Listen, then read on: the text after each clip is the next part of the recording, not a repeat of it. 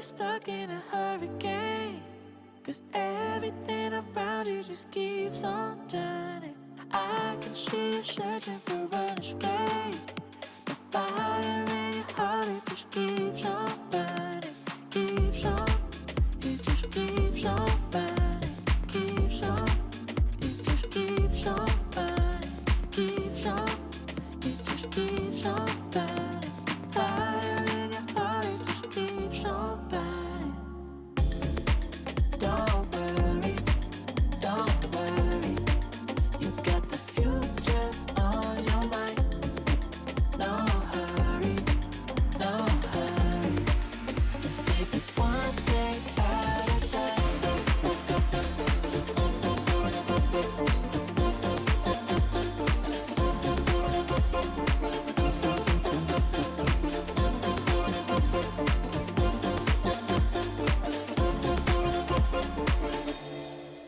Don't worry, don't worry. You got the future on your mind. No hurry, no hurry. Let's take it one day at a time.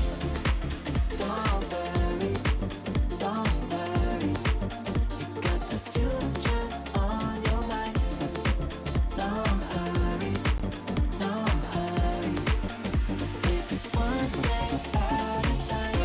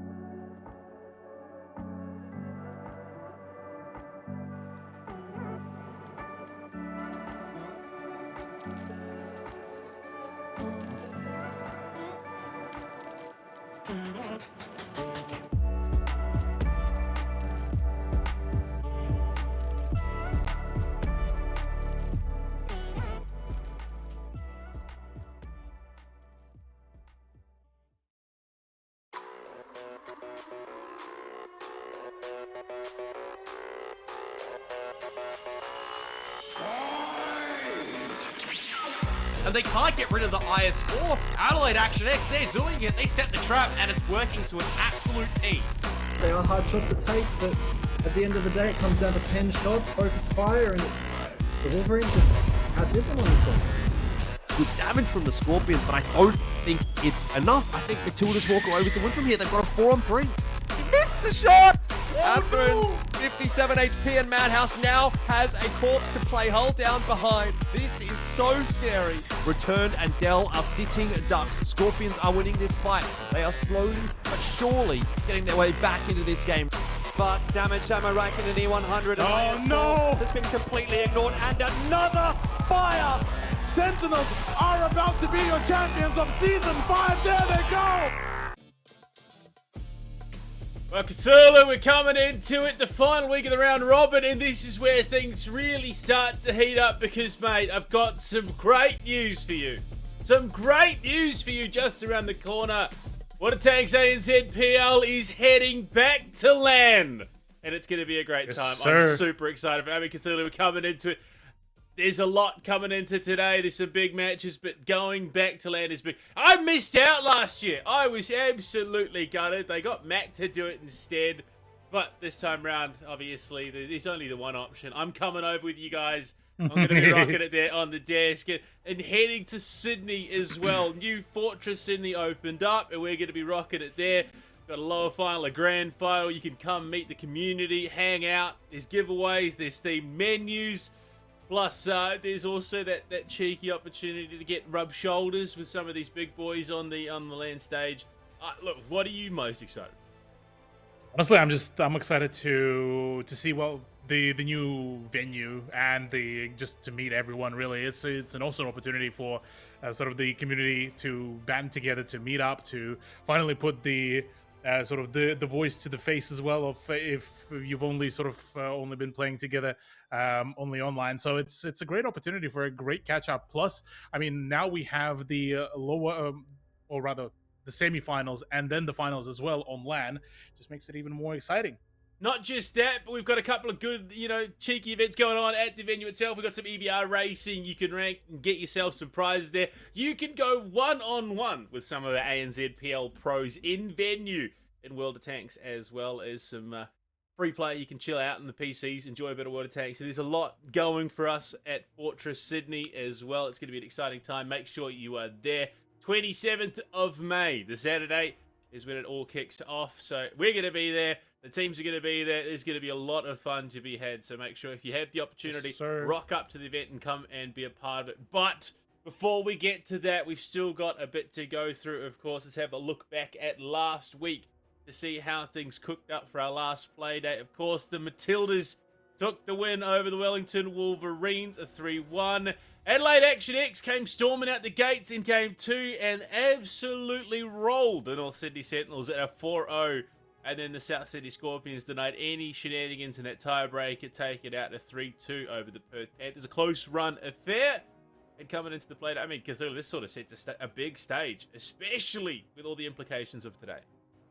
Absolutely. I mean, look, we're looking at the fact that Adelaide Action X are on the cusp of getting themselves the first seed going into the playoffs, which will basically guarantee, no matter what, the appearance on LAN. So that will be one of the first few times that we will get to see Action X in general on LAN, which is a great opportunity.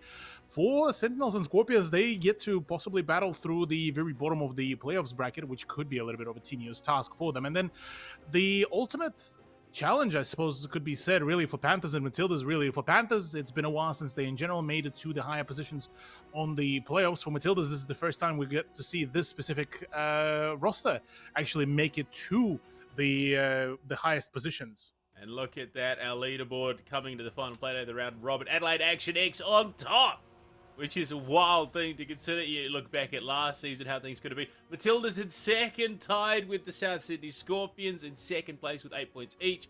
Then the Perth Panthers with 7 rounding up 4th.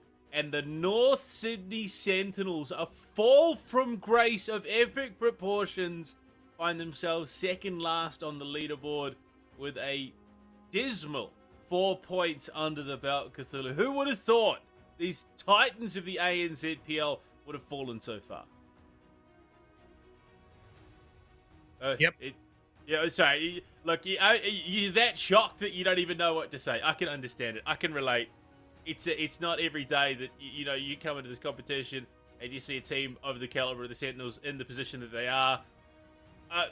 Look, I'm as baffled as you are. Yeah, look, absolutely. It's been a very curious sort of season so far to this date, where it's been look a very prolonged season, and we're looking at the Sentinels. I'm not too sure what really happened to them. Look, there's still quite a fair bit of confidence, at least from last time I talked to them, in their ability to make it to the land finals. So look, I'm all for it. I'm keen to play ball. And looking at our big star players, the man who has held first place the entire season so far, Magic Shells out of the Matildas, has had a overwhelmingly impressive debut season here in the ANZPL. Oh yeah, Magic Shells has had a phenomenal season, honestly. The fact that he was allowed so many phenomenal opportunities to farm, on top of the fact that the team itself has been performing phenomenally as well. So this is one of the first few times where we get to talk about, the highest performer, but also about the team and how well they were able to back him up. I mean, remembering just the general sort of coordination and communication between the players during their winning rounds, it was absolutely smooth as butter, borderline sort of textbook tanks, and it's been great to see. The one miracle really with Magic Shells is the fact that on a good chunk of his games, he will come out with the top amount of damage and with most amount of HP left as well in his tank, whilst playing something like an STB or any other medium tank, which arguably is one of the most surprising things ever. I mean, you talk about surprising things. No Whippet on the leaderboard, which is True. again a huge step away from last season. I suppose the fact that Magic Shells has stepped up in the way that he has is sort of filling that void. But looking at the matches for tonight, the Perth Panthers will take on the Melbourne Matildas to start things off. We then head to the Adelaide Action X top and bottom of the leaderboard respectively, taking on the Wellington Wolverines, and it's a Sydney showdown between the North Sydney Sentinels and the South Sydney Scorpions. And I mean, already there's been a bit of chatter, there's been a bit of talk. Looking at our predictions, the writing is on the wall. Production is huffing the copium here. At least for those last two matches, I'm saying. Look, I'll be honest. I think there is still a chance the Matildas could take that, but with the way that the Perth Panthers have been looking as of late, I'm backing them. I'm backing them to win this. See, the way how I looked at it, the first matchup is very much of a coin toss for me, because both teams have been on a very big uprise. Both are very able to really pull off some huge plays. But after the fact that for Panthers, it's been a very, very upsetting turnout in their last game against Scorpions. Look, my confidence kind of was a little bit questioned, despite the fact that the Bales had absolutely a stellar play day on that time. So, look, I think at least to me, I'm happy if both teams win here, because both of them have been putting in a phenomenal amount of effort.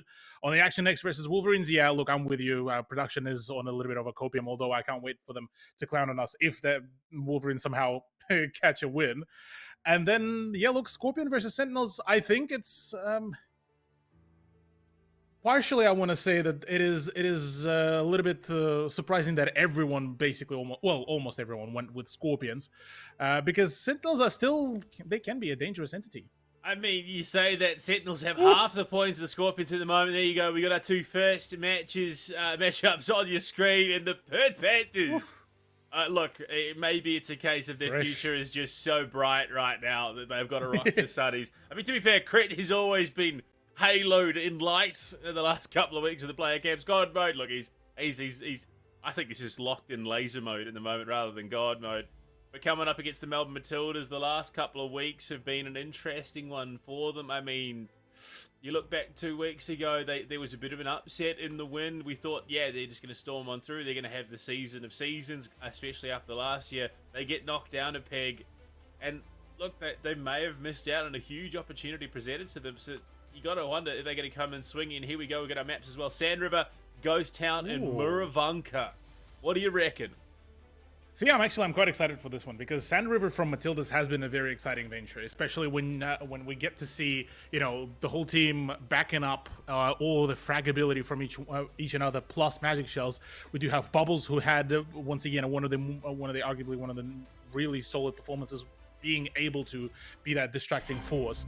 So on the side of Sand River, it's been a great time. Ghost Town is the map that Panthers could also really take it away. So I reckon we could even run into the possibility of a tiebreaker.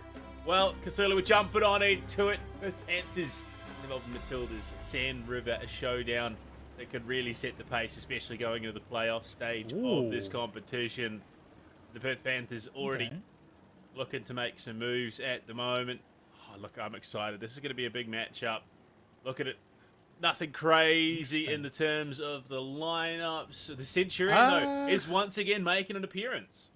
Yeah, the Cags, after being buffed up to become an absolute beast of a medium tank. I mean, remembering even the Wolverines matchup, AVP was able to farm something crazy of like almost, I think, 6k really, albeit this, it was at the expense of the whole team's health pool. But right now, this is actually, I'm liking this lineup from Panthers because it provides a lot of flexibility, bar the Eskong from Madhouse, but Madhouse is their resident Eskong player. So right now, having the 277, the IS7s, being as mobile as they are and having the armor profile that they do have, it can be a very dangerous venture here right now for Matildas, including the fact that Bubbles already taking so much damage and he's playing on the S-Conk rather than the IS-7. It's an interesting approach. Panthers completely give up that 2 flag and Matildas are going to pounce onto it. You can see Madhouse and Bales looking to find an angle to try and get these reset shots off early. Especially with the trip stack, you need to start getting those reset shots out. It's going to be a wide flank around up that 3-4 line at the moment from Crit and JS at the moment. 17 seconds. They're going to have to start making some moves here, Cthulhu. You can see the shots in. Reset starting to come through, but with the trip stack still in play, they're really going to have to string these shots together. They're doing just that. Damage pumping out onto the Matildas, but it's still neck and neck in the overall health pool.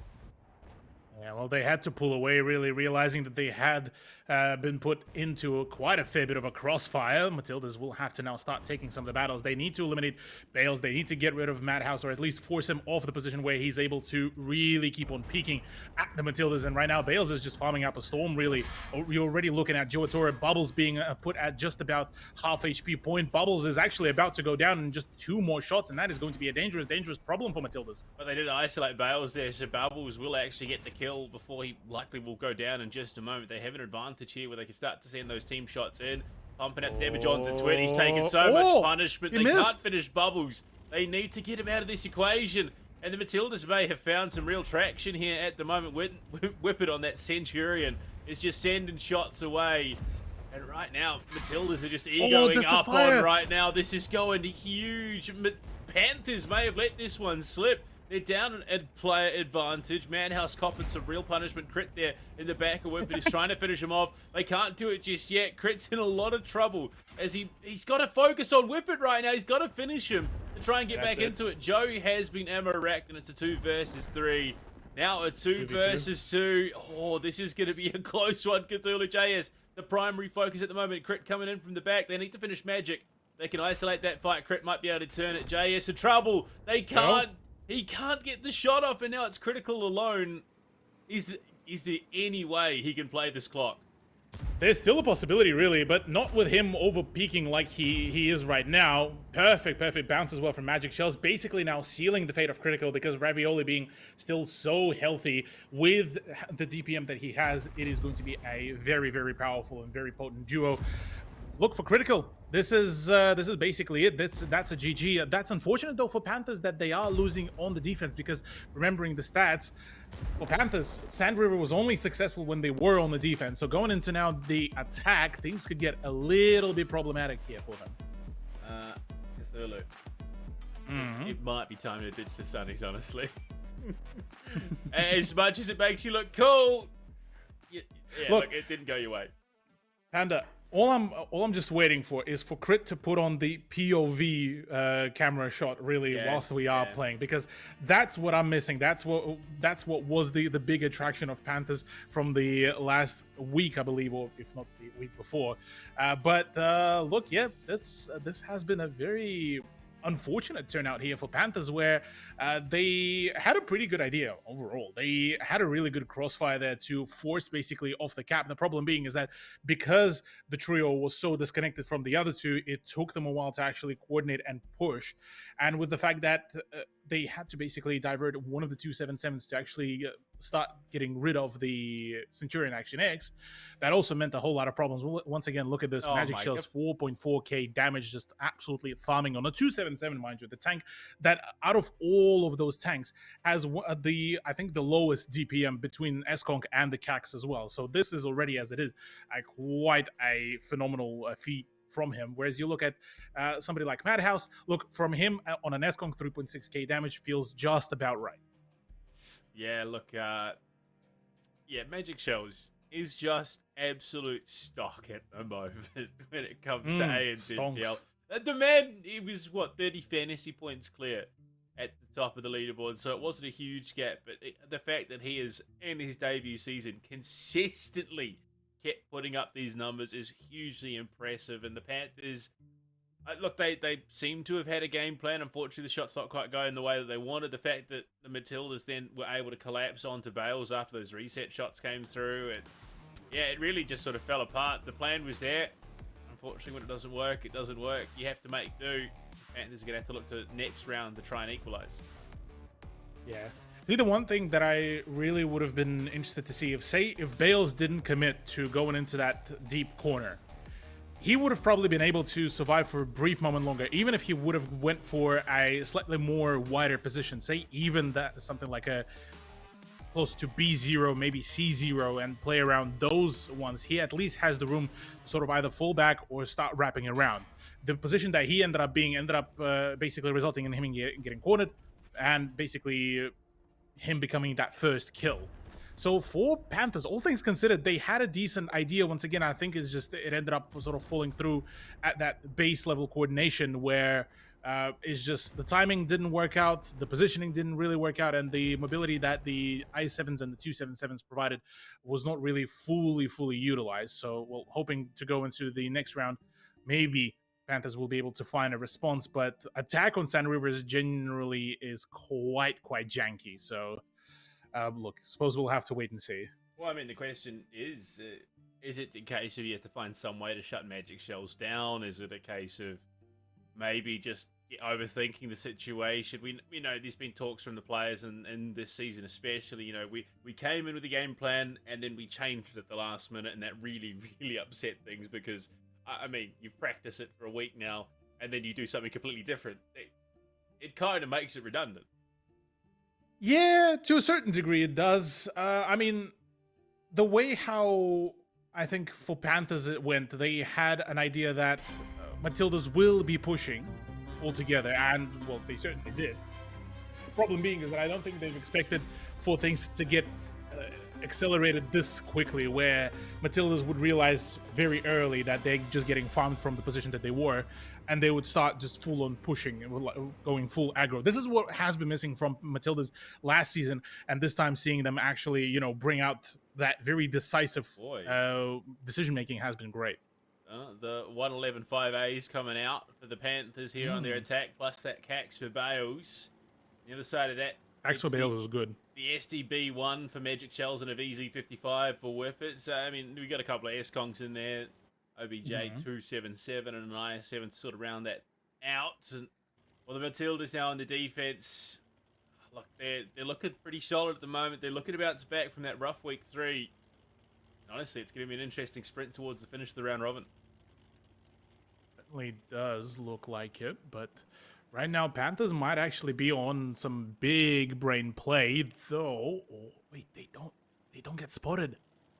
Wait, that's huge, because now they get a completely different approach. Now they can actually basically battle fire with fire right now against Matildas, where they could just triple stack and full on push the VZ55, considering that, well, he can output only just around on average 900 damage per 2 shots and then go on a 20-second reload. That is a lot of damage that could be flying into Whippet if the collapse does happen. But in the position that he is, he can still be covered by his team, which is a great setup so far. Interesting to see that it is Joe Torres sitting on the A8 line. That's where usually we'd see somebody like Bubbles to play, or rather, well, that's where Bubbles played before. But Joe Torres still being a very potent player, would do just about the same job. So far, so good, really, from Matildas, and even for Magic Shells, he's in a prime farming position because he has the overlook onto the flag. I think he's just about able to cover the whole radius of that cap flag as well. So this should be a good setup, though Panthers, the fact that they are not yet seen might force Matildas to start getting a little bit a little bit anxious about where do they move. Yeah, I'm in Panthers at the moment. Still looking for information more than anything. They need to get the info on Whippet's position and Ravioli, who's been fairly open through mid. He's not hiding by any stretch.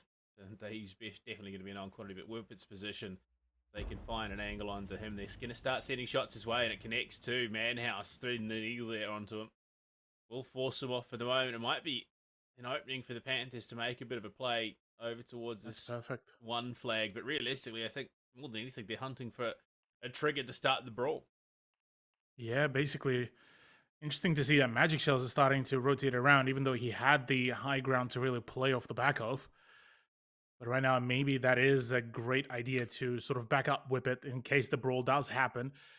Interesting to see that only now Bales is the one that is getting spotted apart from all the other heavy tanks, and this is a problem. Yeah, that heat shell is going to be a pain for the STB1 player. Magic Shells might have a quiet round here if he's not careful, and he's going to take another shot too into the field tech. Oh my god, he's being punished. He is being absolutely mollywomped right now. Whippet trying to tank some of that damage, but the crossfire that's been set up here by the Panthers has been so punishing already. Trying to do what they can. Bale's going to cop some punishment back, so Matilda's at least responding as best they possibly can. But Cthulhu, this far from the start that you're looking for if you're the Matildas. Yeah, this is going to be a problem for Whippet and Magic Shells. They're not really long for this world either.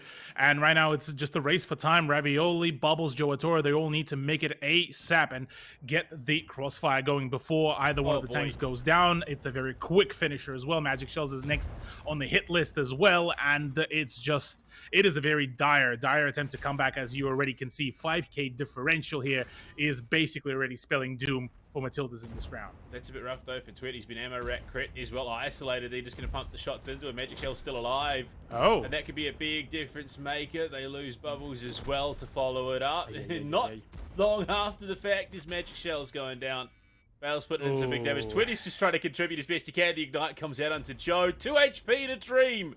Cthulhu, JS is beelining for him. No!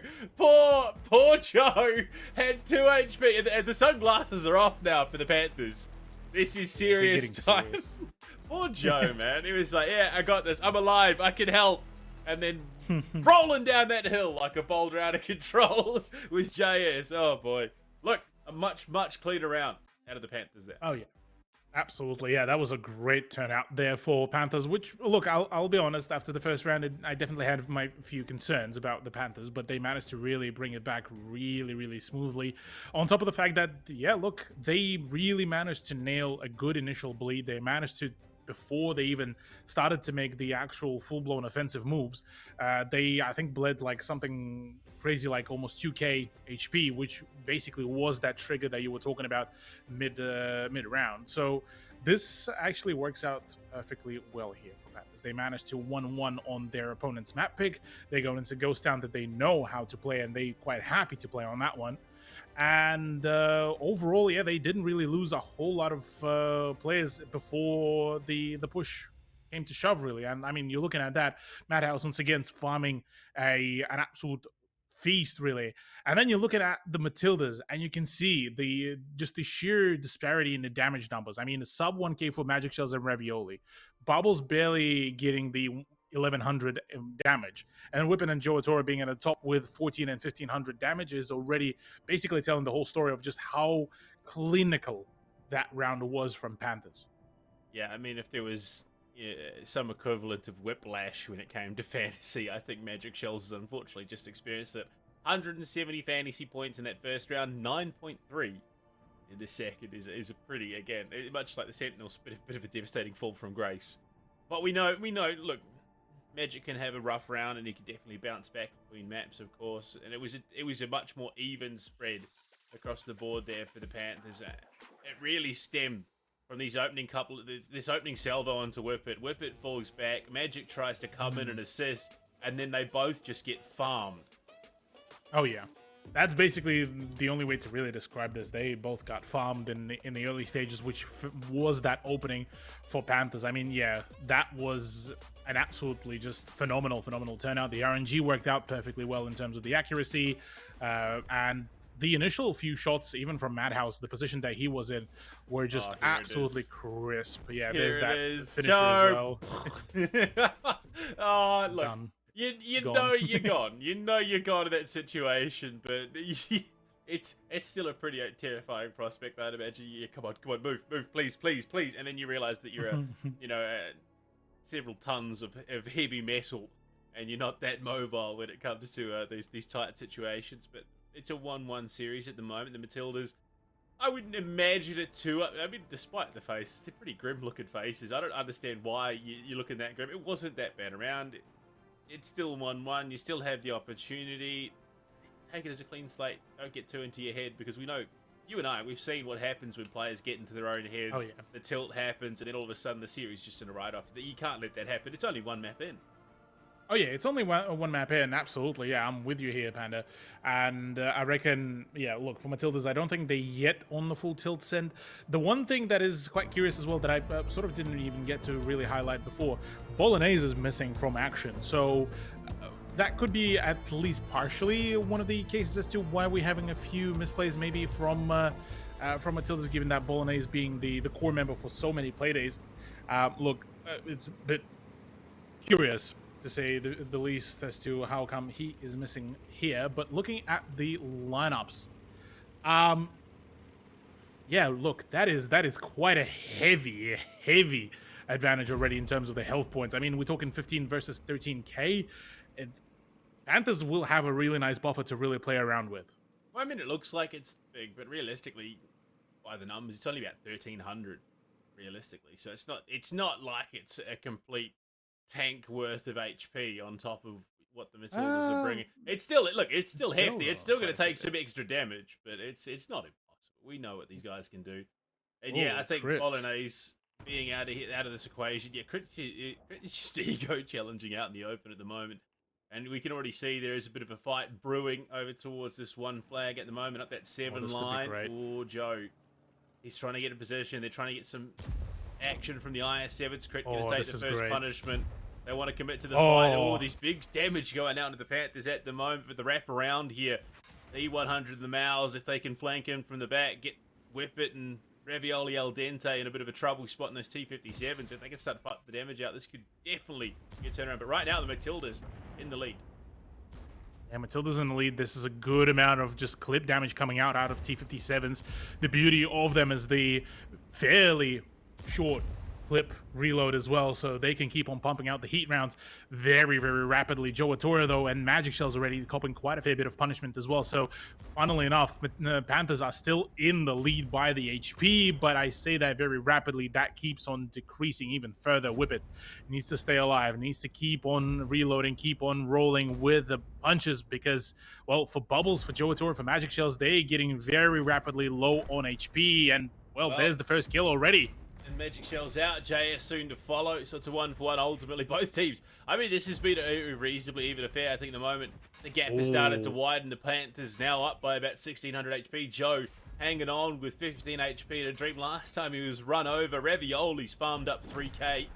And there you go. Joe Atora is out of the equation, down to the 3 versus 3. And that gap is closed once again. But the shots going out into the Matildas means that Bubble's in trouble. He has been isolated in the 2 versus 1. Crit's going to win his fight against Whippet as well. And Ravioli out in the wings just can't find any angles to help out for the team. He might be on the flag, but that doesn't matter. Crit can't finish off Whippet. Oh, he just survives with 50 HP. Bale's now manning up into Ravioli, but he's got 2 guns supporting him. Bale's in trouble. They need to get someone into the angle to try and get some shots on. Where's Madhouse? He's getting the reload off. This might slip away from them if they're not careful, but the shots need to connect here. Ravioli down to 900. Bale's just manning up on him. Down to 400. And this Yeah, is that's looking, it. Yeah, this should be it. It should. 1 HP, the low roll. Ravioli can't do it. Crit threads the needle. A 4th kill for him to start Ghost Town. The Panthers will claw the lead back with 2 straight. All right. Yeah, look, they got really, really close. Unfortunately, it's just the low rolls that ended up being the bane of their existence. Was seeing that, 2 tanks by the end of it were low on HP. If things were slightly different, if those 2 guns were not in the battle, that would have been it. That would have been a GG in favor of Matildas. But look, yeah, well played by Panthers, though. They held their cool for as long as they did. Although, I'll be honest, on the defense of Ghost Town, that's a bit of a, well, how's it going of a strat? Well, honestly, that entire round felt like, I don't know if you've ever seen, but elephant seals, when the males fight, it's just chest to chest and you go as hard as you can. That's what it felt like. As they just swing around the corner. It's like, oh, cool, there's the 1 flag, but I'm going to shoot these guys instead. And they just, it was consistent fighting. It wasn't sort of, we'll sit up here, sort of get some information. No, they just full said, look, we've got a heavy tank lineup, we've got HP to work with. It got a lot closer than I think it had any right to. But both teams were clearly looking to just man up and fight it. Ravioli still farmed up some big damage. 5.5k, almost 5.6. But unfortunately, it just wasn't enough. Yeah, just wasn't enough, unfortunately. And look, I mean, T57 heavies, for what it's worth, they did their job in spades. Unfortunately, I think here for Jotor and Magic Shells, they could have really just held their position where they originally set up to have that crossfire to keep on deterring players like Twit from being able to get the crossfire shots as well. And that would have been a completely different thing. For Matildas as well, I think once they started getting pressured, they decided to sort of start driving into towards their opponents rather than, trying to reset up some of the crossfire angles. They had the positions there. They could have really done it and forced their opponents into out in the open. Though obviously up until the actual contact point, they didn't really have a whole lot of understanding as to where exactly their opponents are going to be. So look, yeah, I think there's been a few sort of mini misplays that ended up leading at the end of it to the rather unfortunate turnout, because through and through, despite the initial buffer of HP, Panthers and Matildas were very much neck and neck against each other. I mean, you look at it, the brawl commenced around that 7-minute mark. At that point, they would have said, yeah, this is it, we're just going to fight. We're not going to posture, we're not going to do anything. We are just going to fight right now. Unfortunately, with definitely looking back at it there once again, with how deep Ravioli was playing, unfortunately, he just couldn't line up the angles, couldn't get the shots off, and by the time it came down to the 1 versus 3, despite blinking HP across the board, he came into that fight with more HP than the entirety of the Panthers roster. Unfortunately, though, it's still 3 guns on the 1. Basically, yeah. Look, unfortunate turnout there, but we'll still look at this matchup and still will say, at least personally for myself, this is far from being over yet. Panthers, look, they've been in this position before. When they played against Scorpions, they had the ability to, well, close out the round and close out the game in their favor. Unfortunately, that was being Prokhorovka. They got, I don't want to say baited because that's a bit of a dirty word, really, but they basically are forced to really keep on pushing back then. Full sending, full forcing the 1-2 line. Now looking at this, look, they're in the same position, but obviously against a completely different opponent. Are they going to close it all out? Now that is going to be the big question.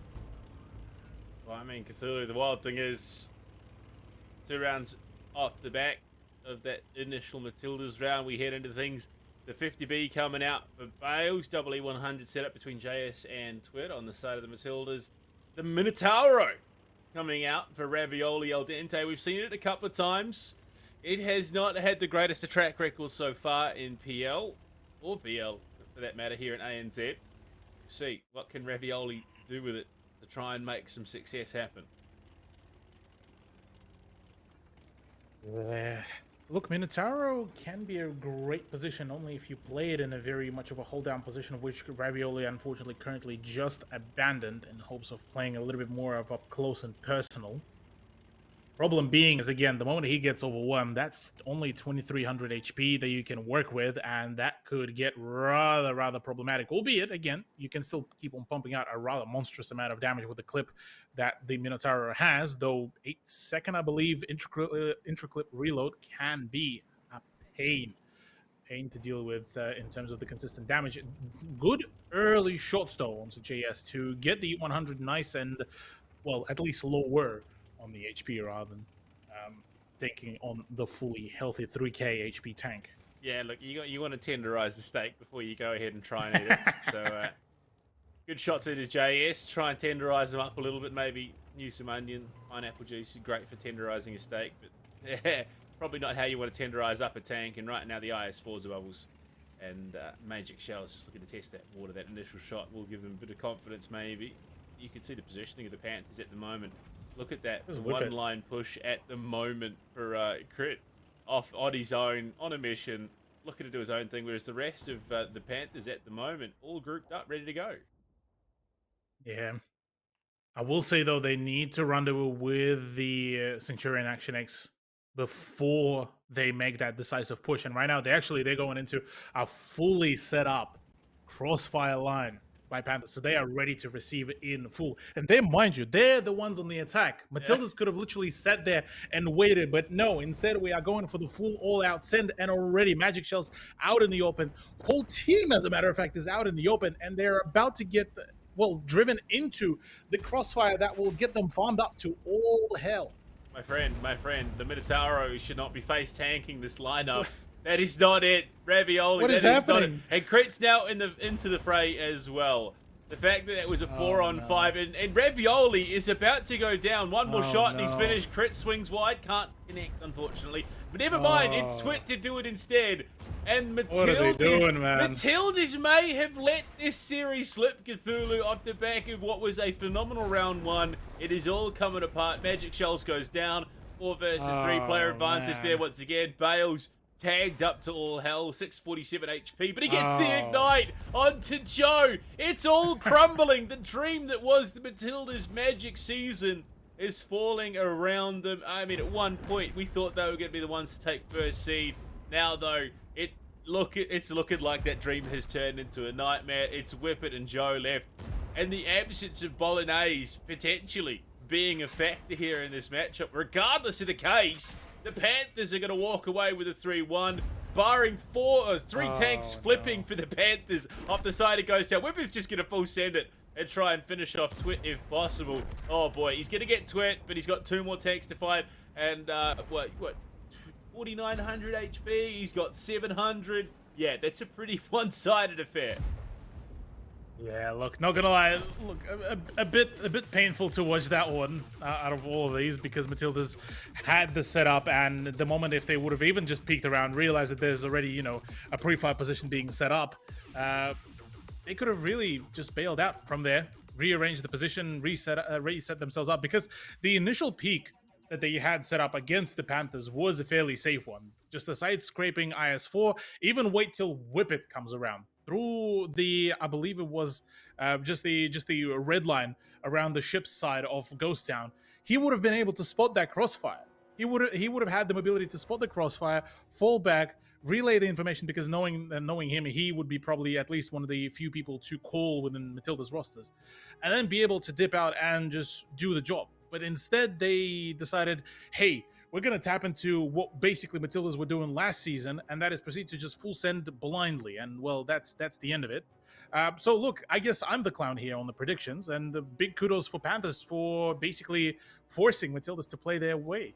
Yeah, look, as much as it did hurt me to side with Jordan there in the predictions, I think, given the recent results, I think it was a smart bet. And looking at the numbers, Madhouse, 4,200 in that IS-4 damage output, 100% accuracy, 100% penned, and 106 fantasy points justifiable off the back of that. And Ravioli al dente, 1 shot connected, it did not pen, and he walks away with 1.2 fantasy points. And Why is your could've held, Minotauro? man. Why is your Minotauro face tanking the push for the team?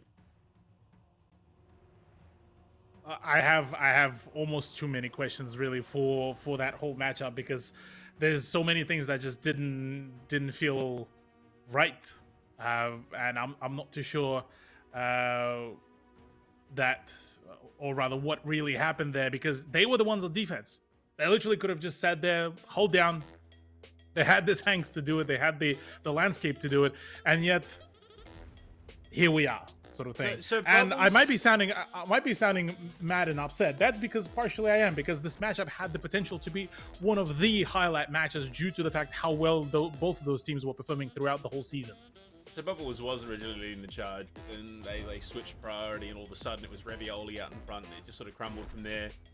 But I mean, Cthulhu, looking back at these two teams, you look back at last season, Matildas were barely in the conversation at all throughout the main run of the season. You then look at the Panthers, they were there, but again, it was the Sentinels and Scorps show. That was the conversation. They were the two teams. The rest of the teams were there sort of to make up numbers. It never really felt like there was a threat to that top 2 seed position.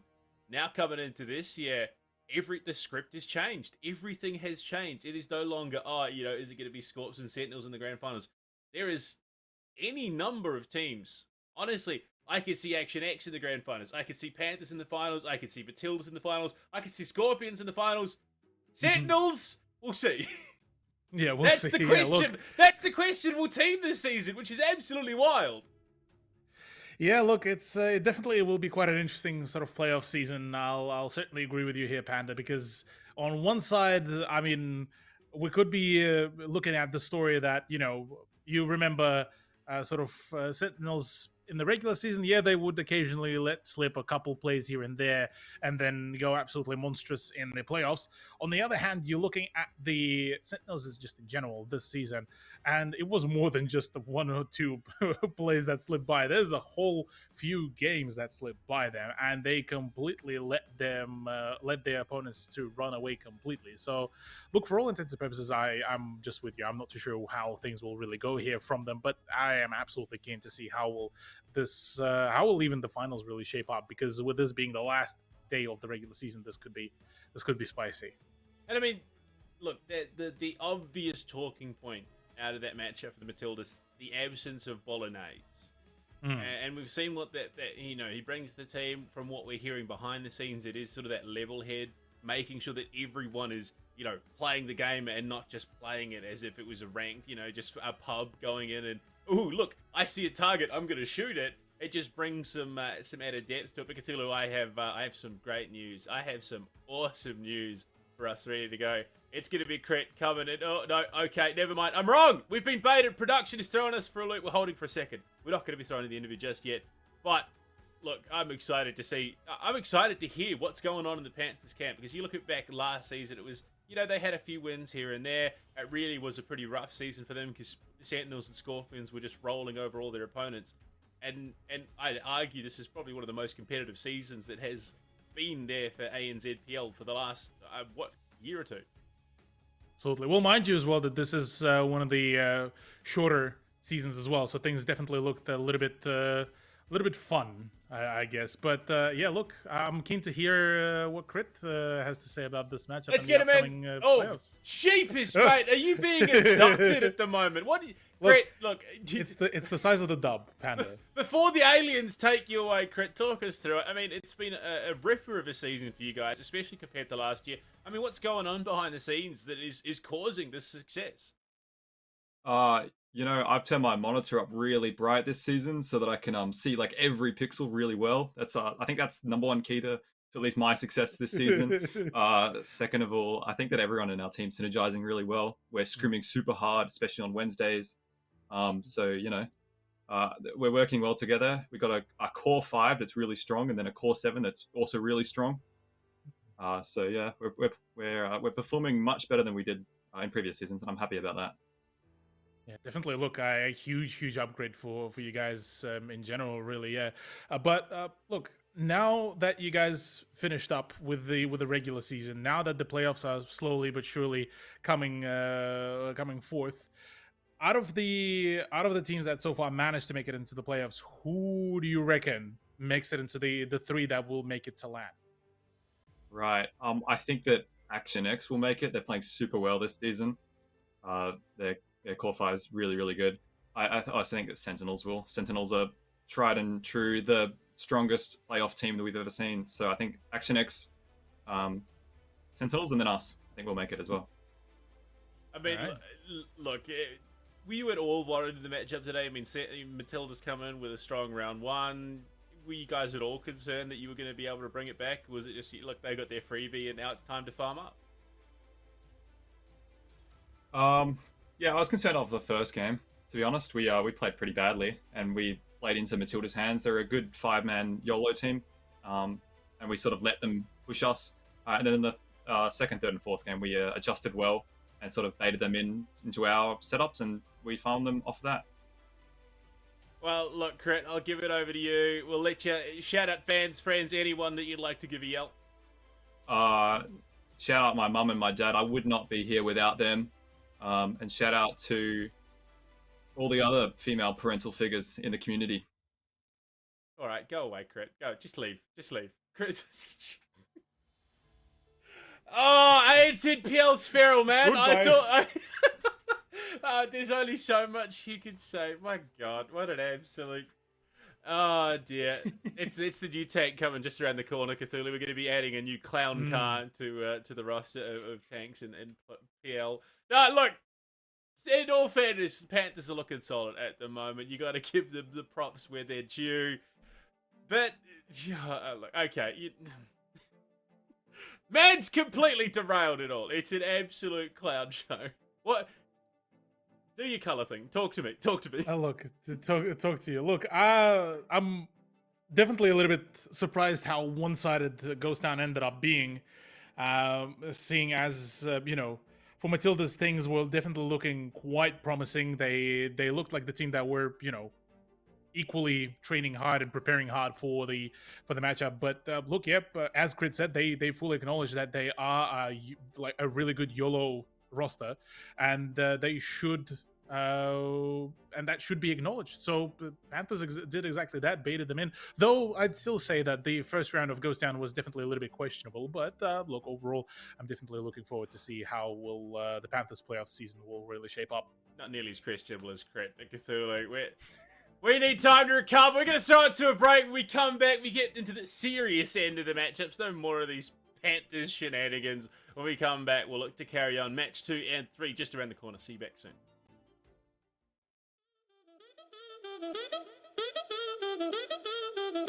Come on, Spence. Yeah, one shot. Who has finished? Spence, you need to Finish. Call it. I got 7 seconds. 6 seconds. Someone got earlier. Go on. Nice. 3, 2, 2. I got one more shot. Spencer, use Mudguard as protection from AX, dude. Yeah. He can get free resets. I'm ready everything. It's okay. We don't need it. We're killing this super comp. Okay. You can get free resets. Just by the way. Saxon, I feel so sorry for you. Let's go. 4-0 the Sense. Let's go. Well done, boys. Oh, let's go. Thank you, CJ. Lightning! CJ, what? You drove in front of my shot! CJ. I'm gonna just both get. Is that the first ever team kill? Fight. Let's go, boys. Nice. You Let's go. Like, you just happened to drive into my shot as soon as I fired. Well done, boys. Let's go. That's on the last vibing as well on camera. That is worth. That is worth getting so yelled at by good. my wife. That is worth getting yelled at by my wife. Go for cap when we... It is what it is. It's in Jesus' hands now. Yeah. I'm wired! He's ready. He's ready to beat the shit out of someone. Someone laced my with bro. Ah! The bug's in my skin! Kill Benny. Quick kill. No, yeah, I think I have kill. Benny. I can put one more. Got him. Us? One more into Benny. I'm focusing Napa afterwards. Yeah. Nice. I don't know if he's HP good. HP Hey, good. so, Protect one shots. He shot one. Frag. Napa frag. Yeah, Good Twitch shit, push good it. shit. Yeah. Well done, Bush. Well done. Alright, let's do one more time. Let's do one more time. Scorpions. Bro. And Escom. Nice. Slow down. Slow the fuck Six down. is gonna be coming down. We bring sevens out. Bring Escons like this, okay? We push A3. We push A3 with Yes, all yes. everything. I'm gonna try to spot the cross and then we CS is still here. CS is still here. Yeah, that's fine. That's fine. Super slow. Bring the Escons here. We leave one in the ball, leave one and one on one line. Okay. Oh, Christ, guys. What are you doing, Benny? What the f are you saying? Kill JS. Yeah, I'm going around. Hold your health, Benny. Don't f***ing lose more I health. low roll, dude. That's fine. Don't get shot by that, and we are fine. Yeah, literally just live. Just make sure you're pre-aimed. I'm also coming over. Nice. Do we get killed? Yeah, we got it. Benny aim. Oh, that's easy, bro. Good. Bloody hell. Holy shit. That was Up to the insane. camera, but Oh my god. My team. Yeah.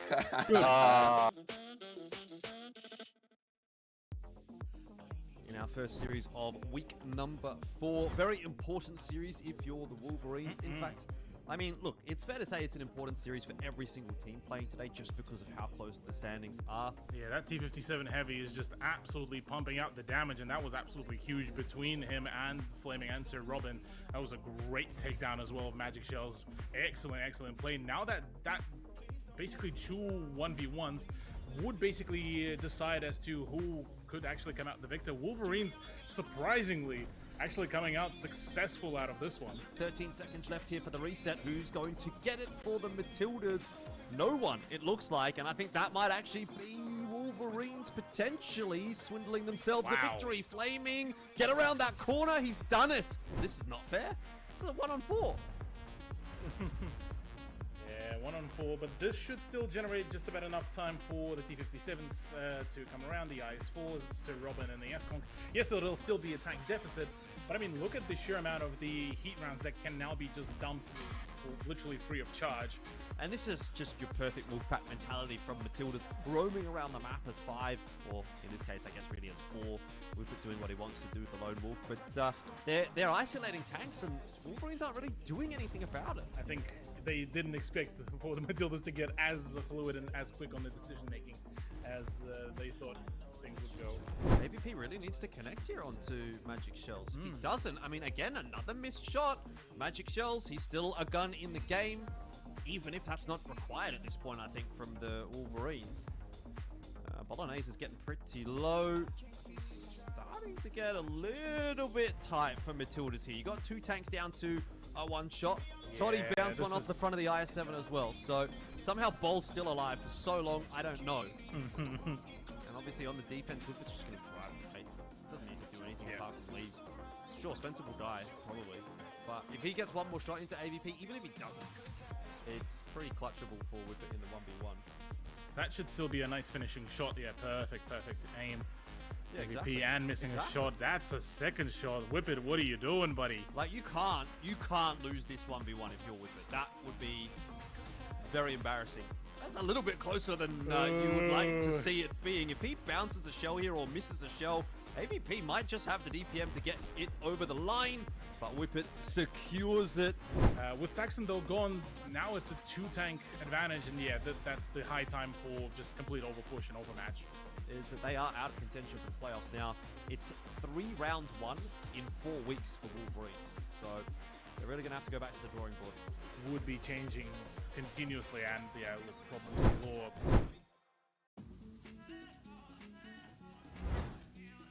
We head on to Ghost Town already. A couple of super heavies in the mix you can see there for Sentinels. They do love to go toward the super heavies on any of these city maps. I mean, that's a good initial trade for ActionX, but they've got to continue to push the issue. So far, not doing a bad job. I mean, that super conk is coming into play. You can see those shots coming through from the back, but if they continue to push forward here and isolate Cindy, then maybe they just take that super conk out of the fight. I don't think he can really save speed, though. So Rainbow and Dell are now basically in a 2v5. Returned is trying his best to W key into this engagement, but I don't think it's going to matter. He's not going to get there in time. Both of these teammates are going to go down really before Returned is even going to be able to basically fire a shot. Sure, he'll get one in onto CJ on that cross, but just look at Rainbow's HP. 768. He's out of the picture. He's on fire as well. If it couldn't get any worse. quick and concise as well, gotta say, from Action X. Very decisive sort of set of moves that they've performed. Like Cthulhu, we've re-railed the train. We're no longer off in the chaos post-Panthers victory here. We're going to the second matchup of the series. Adelaide Action X taking on the Wellington Wolverines. And the Wolverines, well, not really in the greatest positions to contest for anything. In fact, unfortunately, they cannot make it into playoffs whatsoever. What they can do is deny Action X first seed going into playoffs. It would have to be a big play day for them. I mean, realistically, what are your thoughts? Do you think they have a chance to pull that off? Look, I'll say this. The chance is always there. It's never zero. But I think in terms of the way how Action X playing and how Wolverines been having this season, I think the chances are very much in the decimal points rather than full on numbers. So, look, I think AX should very confidently take this win here. It would be quite an upset, though, from Wolverines. That would basically shake things up quite substantially, because basically whoever does make it to the first seed are guaranteed the land presence in one shape or the other, whether it's grand finals or the semi-finals. And yeah, look, from there on out, this could get rather spicy if that happens. But again, yeah, Action X, the way how they've been doing it, it's been a clinic. But the thing is, I mean, Wolverines, where they find themselves at the moment, realistically, we could get anything on the cards tonight in a situation where ultimately the map for them doesn't matter much more than being able to play spoiler. The best you're looking for is maybe a bit of fun tonight, and you see Adelaide Action X on your screen. They have been looking like a powerhouse roster this time around. And look, honestly, any one of these guys can show up and really have some high impact. But you look at the likes of CJ and Donglord, who repeatedly have been putting up some big numbers and having and Rowendi as well. Despite being a 2-star, the man is sitting well stacked up towards that top of that player overall leaderboard for the fantasy points. Yeah, look, I mean, it's been a very fun season to really watch Action X develop, because the way how they've reintroduced all the veterans of the scene. I mean, Lightning Man, Rowendi, Ravi as well, been introduced into the fray, and knowing that Action X been quite confidently saying that they are a team that can really play all 7 players on that roster, it is good to see that the way how they've been performing, really. The fact that they were able to just keep on pushing, keep on almost, well, I don't want to say reinventing, but they were definitely getting quite fruity with their performances. I'll say this. Oh, look, honestly, I respect you coming into a matchup of this caliber. You want a nice bit of rest and relaxation. You want to get the island vibes going. I don't know if CJ and Lightning Man have ended up, but they're not at the same party that the rest of the team's at. And look, I think there is a statement being made here in regards to this matchup, and I think there's just a reason as to why they're doing it, but there is an aspect of mental warfare, I think, coming into these player camps. Oh yeah, absolutely. Yeah, look, that is a respectable effort from Action X, from their performances to their cameras. But looking at Wolverines, it's a roster that, look, I personally had a bit more expectations, I suppose, after the absolutely stellar performance that, well, I say stellar for the situation that Comets were put in. They were still able to perform fairly well. Top 4, I believe they managed to make it. For Wolverines, unfortunately, it's been a completely polar opposite turnout. They unfortunately weren't able to really do much this season. It's been sort of a bump after bump, despite the fact that, honestly, all of these players have a really good, at least chemistry between each other. Unfortunately, it's just, I think, it's the experience diff, really, for the majority of the roster for Wolverines, despite the fact that they had Saxon, despite the fact that they had AVP. Things been very much on the unfortunate side of things for them. And looking at the lineup, look, AVP and Saxon playing this should at least introduce a little bit more sort of level-headedness maybe to the play. I mean, honestly, I think the argument could be made that this is more of a developmental stage than anything for the Wellington Wolverines. They're coming into it as a new team, the newest team in the competition. Definitely the underdogs. You take what you learn from this and look to apply it going into the next stage. But, I mean, there hasn't really been a huge amount of pressure on their shoulders at any point throughout this season. Realistically, the opportunity's been there for them to play spoiler. Unfortunately, it just hasn't manifested itself. But it has also, on the back of that, allowed for some experimentation. These guys have been pulling out some newer tanks and less conventional tanks as well. And that's a level of freedom that you look at the top of the table. They don't really have that because, you know, you risk going for something a little bit less conventional. You find yourself in trouble. And there you go, maps on screen. Ghost Town, Himmelsdorf, and Moravanka is going to be our tiebreaker for the rest of the play day as well. I mean, Ghost Town for Wolverines, is that where you want to be heading?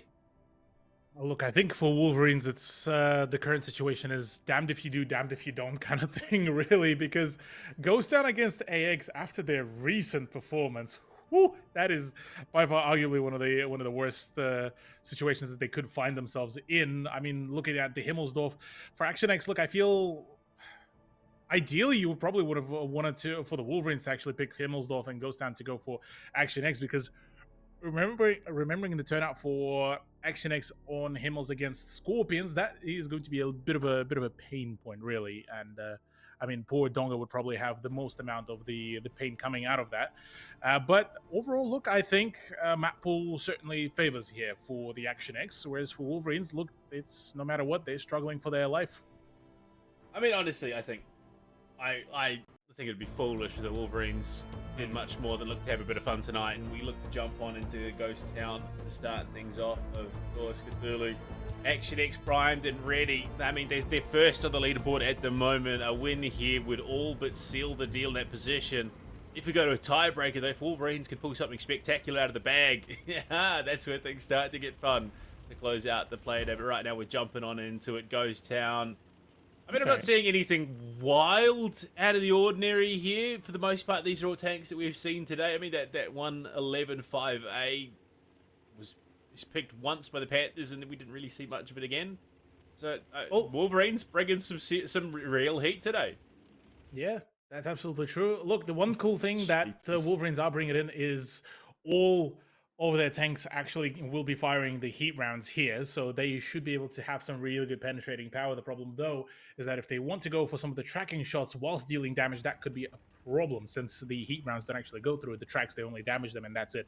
They'll have as penetrative power as the APCR. Sir Robert, him being isolated here between Gloucester and Lightning Man is going to prove to be quite problematic, but that doesn't seem to be the case. 111.5A does provide provide to be quite a very nice hold down tank, and used to be one of the meta tanks before the 277s, before the IS4s and the IS7s. But now looking at the setup, yeah, look, for Wolverines, they have the potential to really make it work, albeit you would usually want to supplement those T57 heavy picks with something like the E100s, like the mouse, or rather the mice, to be able to have that sort of that buffer of health whilst you are reloading. Right now, Seven's gearing up for a bit of a play. That 7 line. Yeah, Sir Robert and Lightning Man, known quantities to each other at the moment, just playing over the top of the hill, over the crest. Neither really forcing the issue there. I think both are quite comfortable, sit and just posture a little bit. I think Sir Robert, in his position, needs to hold that as best he can to provide support for the team, wants to be able to pivot back and join up with them once that brawl does ensue. But you look at the spread from Action X, if a commitment does come here for the Wolverines, the support is going to take a while to get there. Yeah. The thing with the Action X as well, they're all sitting in the positions where they can fall back. They have the sort of the plan B set up for that, but it seems like it is a full send to the 2 flags. So how will Action X be able to actually handle this rotation whilst Lightning Man is being continuously pressed by Sir Robin? That is a whole different question. But for the time being, it's only one person to actually sit on the 2 flag, as Wolverines actually very cleverly trying to bait out some reaction, and Action X fully realizing that and, well, just taking their time to rendezvous altogether.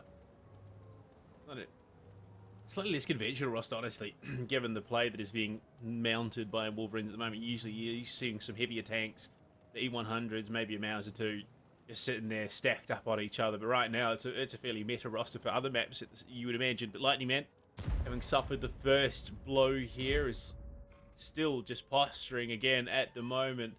Shots not quite connecting there. There's both Wolverines and Action X. It feels like a wet noodle fight, but really, it's just more posturing than anything, trying to figure out what the game plan is, even though that flag is 50-odd seconds away from being captured with just the single tank on the hill. It's been a reasonably passive map. Ample time to get the reset, though the problem being is that Lightning Man unable to rendezvous with the rest of the team could mean problems, but look, for now, we just have to wait and see. Good reaction by the T-57 heavies, but the moment they are gonna be reloading, that is the perfect time to reset the timer. That is the HE shell to fly. Yep, there it is. Perfect reset.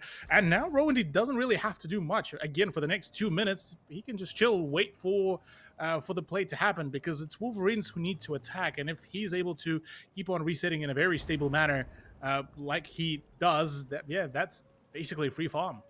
I mean, honestly, I think if you're the Wolverines right now, you just want to commit to that fight, because realistically, you're looking at this matchup, 2 rounds. If Wolverines can walk away with 2 rounds here, that is a victory in and of itself, because it denies Action X a chance at top seed. So they're going to have to commit to something. Saxon is just being farmed up by Rowend. He's going to swing around, and surely something has to give. CJ has taken a huge amount of punishment here, though, so the numbers are dropping rapidly for Action X in terms of that overall health pool. CJ's not going to be able to commit to too much. Rowendi as well finds himself almost mirror matchup with Saxon in terms of being able to commit to a fight. In fact, he falls lower than Saxon currently, and for all the posturing, it looks like Action X might be gearing up to commit to a fight, but Rowendi's forced off once again. Yeah, looking at the general health pool, though, Lightning Man might just be able to just keep on out-trading Sir Robin. So this could mean a whole lot of problems later down the line. On that flank play could be an issue. As long as CJ can stay alive, he could mean a lot of dubs for the team. But as it stands, bit of a dangerous venture. Rowandy somehow still magically bounces the shot. So as it stands, I think it's time for Gloucester to staunch up. It looks like momentum may have shifted again, because Wolverines are just losing so much HP across the board. Look at it. Only Soltarian is he's the healthiest player on this team at the moment. All that posturing from Sir Robin up on the hill. He's losing out in those engagements. You can see Lightning Man quite happy to just take those fights. But for the moment, the fact that the CJ's first to go down, somehow Wolverines find an advantage and keep all 5 guns in play.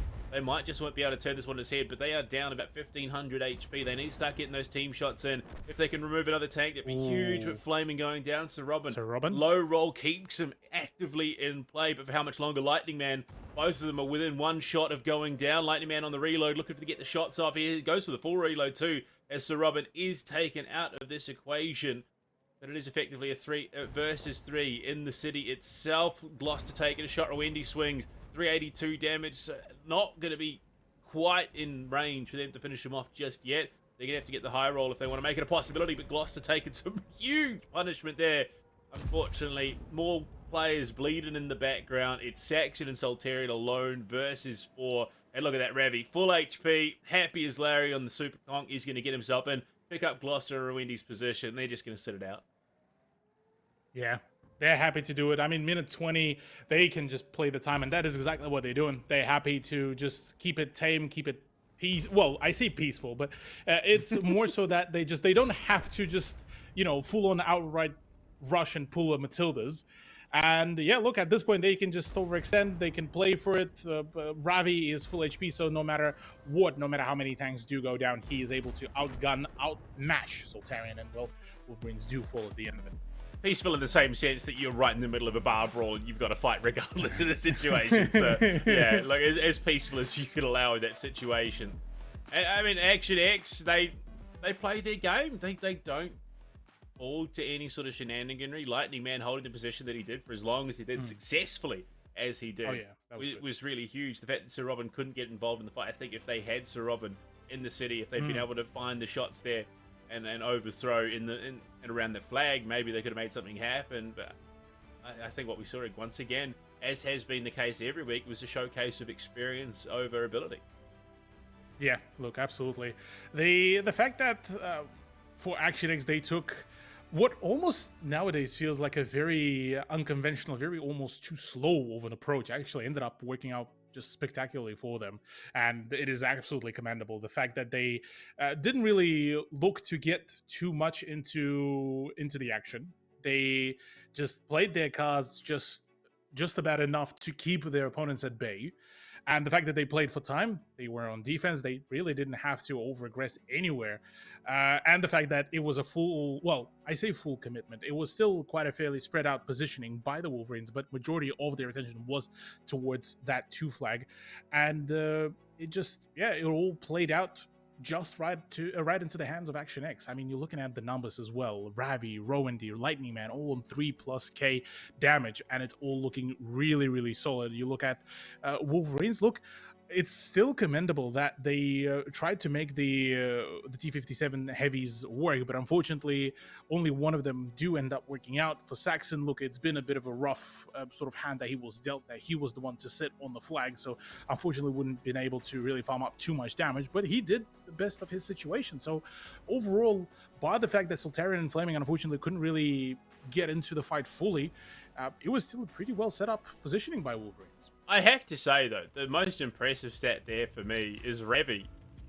He only hit 45% of his shots, but he panned every single one of them for 3.5k damage and 3 kills. That, if he hit everything, that would be nearly 7,000 damage across the board. Unfortunately, I think by that stage, the round well and truly would have been over. But the fact that at a 45% accuracy rating, he was still pumping out damage and finding players. Very, very impressive. So it just goes to show what he's capable of when he finds his mark. The Wolverines, I think the biggest problem was it just took too long. It was so drawn out. It took too long. I think maybe if they just committed to the fight, it might have had a slightly better outcome. But realistically, Saxon alone, there's only so much you can do. You got teammates trying to cover. And like you said, Saxon was too busy playing the flag. He really couldn't contribute to much in terms of the overall fighting. And by the time the collapse actually came, it was too little, too late. So, look, overall, kudos to Action X. They're continuing to perform even in the most hottest sort of climates. Unfortunately for Ravi, he had to go back to the hotel room to to continue gaming. But overall, yeah, look, so far so good. Second round now to be the attacking side for Action X. Would be surprised if we would see something across the lines of, the IS-7s. Maybe, once again, the T-57 heavies. They seem to be actually working out almost too well here. The fact that overall meta has ended up slowing down a fair bit. We don't really see as much of a sort of, high mileage sort of games from a number of teams. It meant that tanks like T-57 heavies, which are not particularly too fast, but they have a great DPM, can be actually a very viable pick, whereas the tanks like the 50B becoming more and more situational just due to the fact that that damage output that you can do is not as consistent as the American counterparts. E100s, IS-4 and Super Conks for the side of Action X. A Mouse, 2 IS-4s, an E100 and a Super Conk for the side of Wolverines. So we're not seeing the experimentation that we've seen in the last couple of weeks from the Wolverines coming into play. They're playing it pretty... So Robin looks like an absolute unit, I have to say. The man could be a World War II tank commander. I could see that quite easily. Pretty sure he was one of the few ones to actually serve in the army in the armored division, as far as I remember, unless my memory serves me wrong. I'm thinking of a very specific tank commander from a TV show that wasn't actually a tank commander. It was very, very much fiction. But no, he's got the aesthetic down. I'll give him that. He's got the aesthetic, yeah, definitely. Look, Action X once again committing to the very similar push, though this time skipping one of the steps, and that is to apply pressure to the 2 flag and just proceed to absolutely push here. They were the ones who performed that strat. I can't even remember who it was against before, but it was the last time that they've done it, it was just an absolute robbery what they've managed to pull off, and that is exactly what they're doing right now. Yeah, I mean, early shots, very successful from Action X. You look at Flaming and Soltarian and Saxon all being punished, and it's going to be the 3-stack onto the flag at the moment with Lightning Man covering the back end. Rowandy's going to send it deep. Rowandy's just been keen for a fight all day. He's not going to shy away from it. The fact that the IS-4 is the one leading in front of the E100s, you would have thought it would have been the other way around. 3-on-3 posturing around the corner of a building. This is ANZPL. You love to see it. Both teams looking to thread the needle. It's those big shots that come through in a situation like this can make or break a round. Absolutely. Oh man, it's I gotta say it's been a bit of a rough gig for Wolverines. Good to see though that they're still continuing to keep on applying that pressure, despite the fact that currently they are I was about to say only 1k down, but that number very rapidly dropped. I mean, Flaming is just about 1 to 2 shots away, well, a high roll away from the death. And yeah, look, for Action X, things are looking a little bit more. Oh boy. Positive. I say that Rowandy is not particularly feeling too well, being the frontlining IS-4 that is about to get focused, and AVP just decides, okay, heck it, let's just send it. Yeah, look, Flaming being ammo racked, Saxon's gun being damaged. It's not going to end well here. It's not going to be pretty. And this is where, you know, the swing comes. Lightning Man's on for 3k damage. Flaming is only just going to get the ammo rack resolved. The HP collectively, we'd barely add up to, I think, one of those E100s or Mausers fully stacked. So it's not a great situation for the Wolverines at the moment. 2600 to the 4100. I mean, they've done some good damage. They are looking to clear some tanks up, and they've got the overmatch at the moment.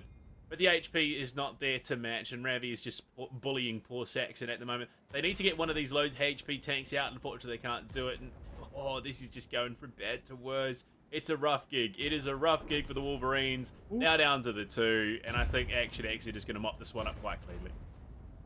Don't go just yet. Ravi is having a bit of a rough struggle to pen Saxon, because the only penning point that the E100 currently has is the cupolas of the IS-4. And so, yeah, understandably, will attempt to fall back. Saxon could, as strange as it sounds, he could win this.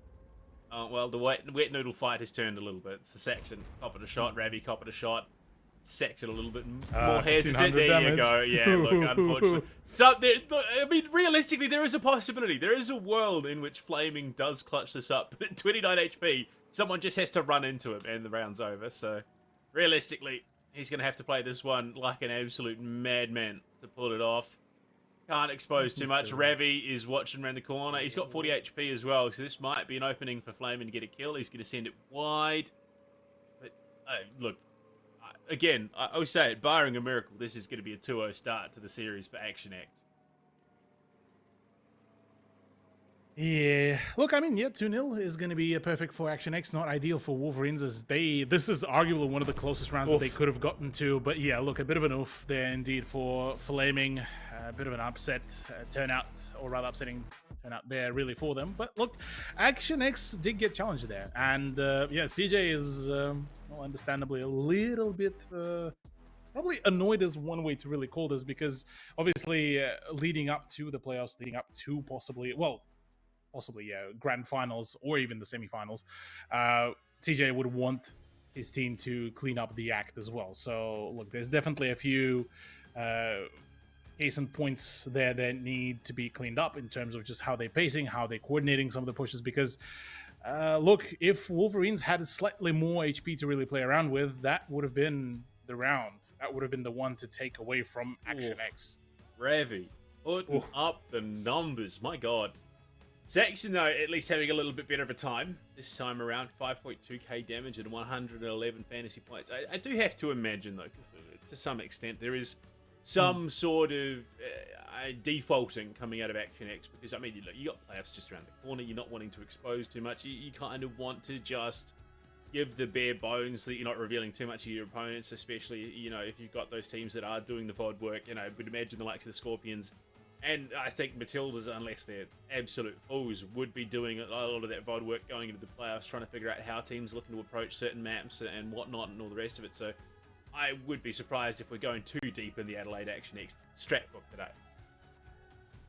That's true. That's actually a really good point.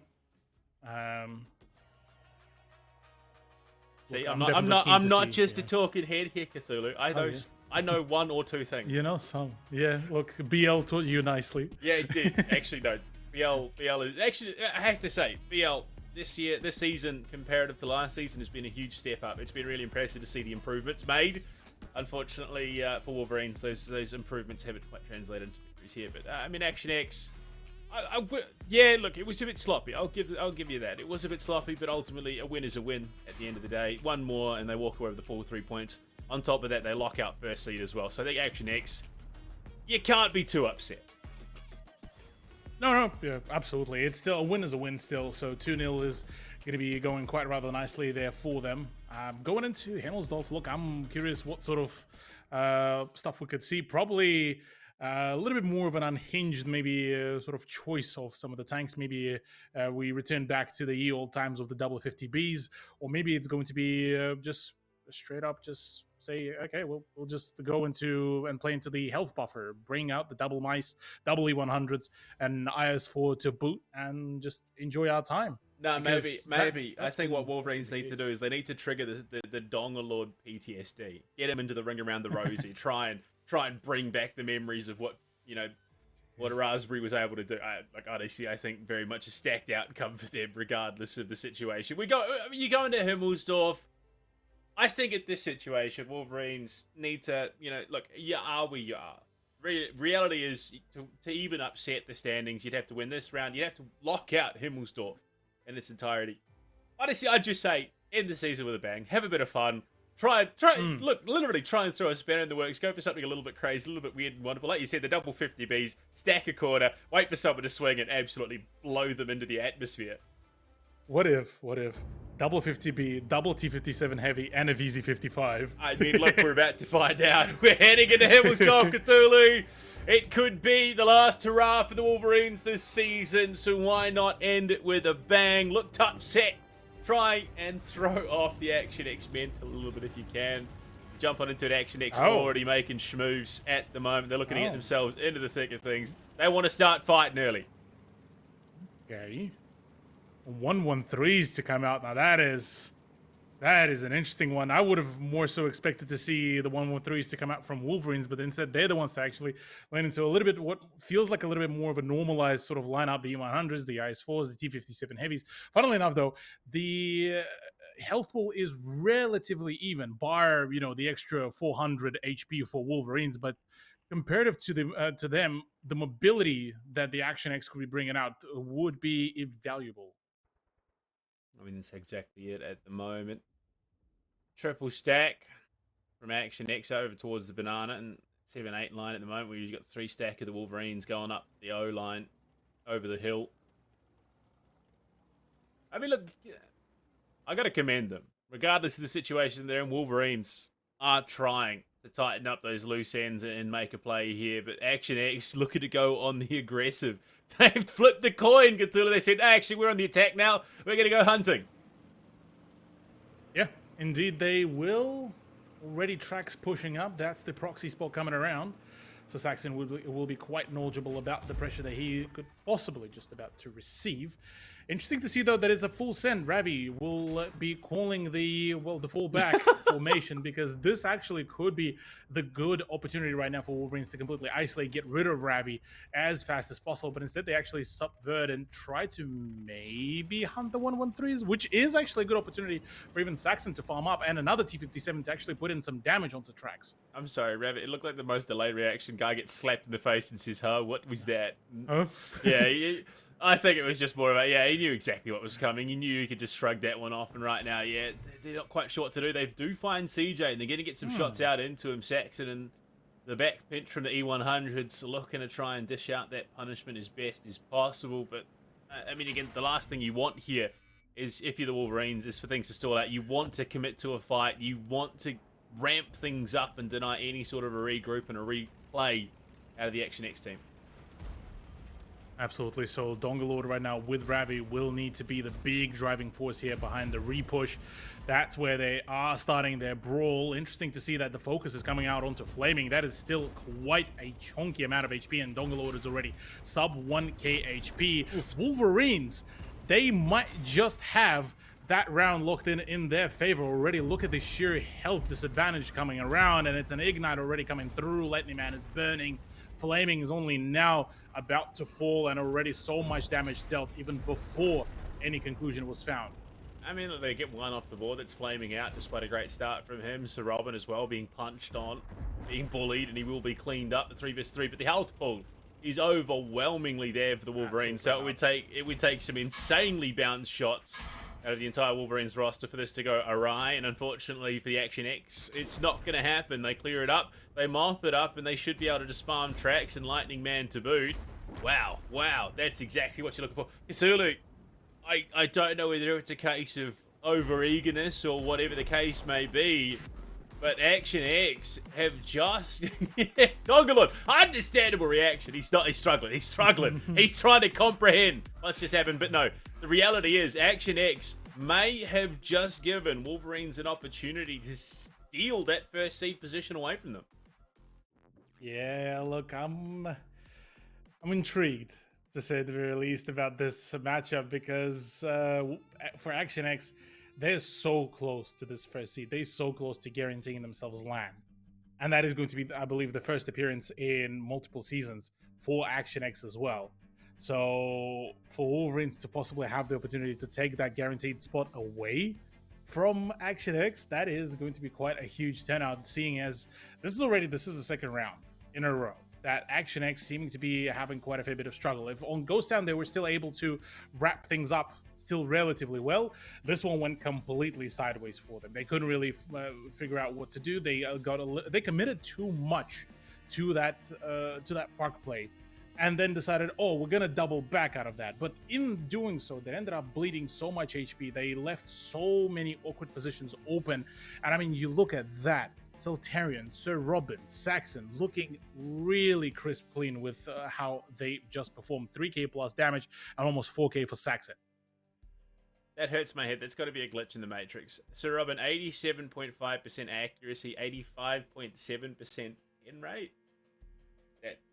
I'm not even going to begin to comprehend what the math on that is. Either way, yeah, look, it was a much better showing for the Wolverines there. Whether it was a case of it was presented to them by Action X or whatever the case may be, whether they manifested it themselves, they made the most of the opportunity. That's the main thing.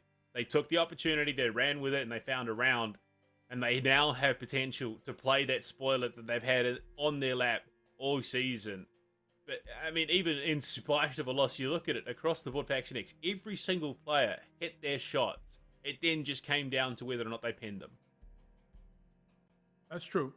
That's true, yeah. Look, definitely the ability to get the hit the pens and hit the shots definitely would have made a whole lot of difference. But I mean, you're looking at the Action X side of things, at least, it's full 100% accuracy. Unfortunately, the pen rate is looking mighty bleak. I mean, you're looking at Dongalord, who unfortunately was decimated mid that repush.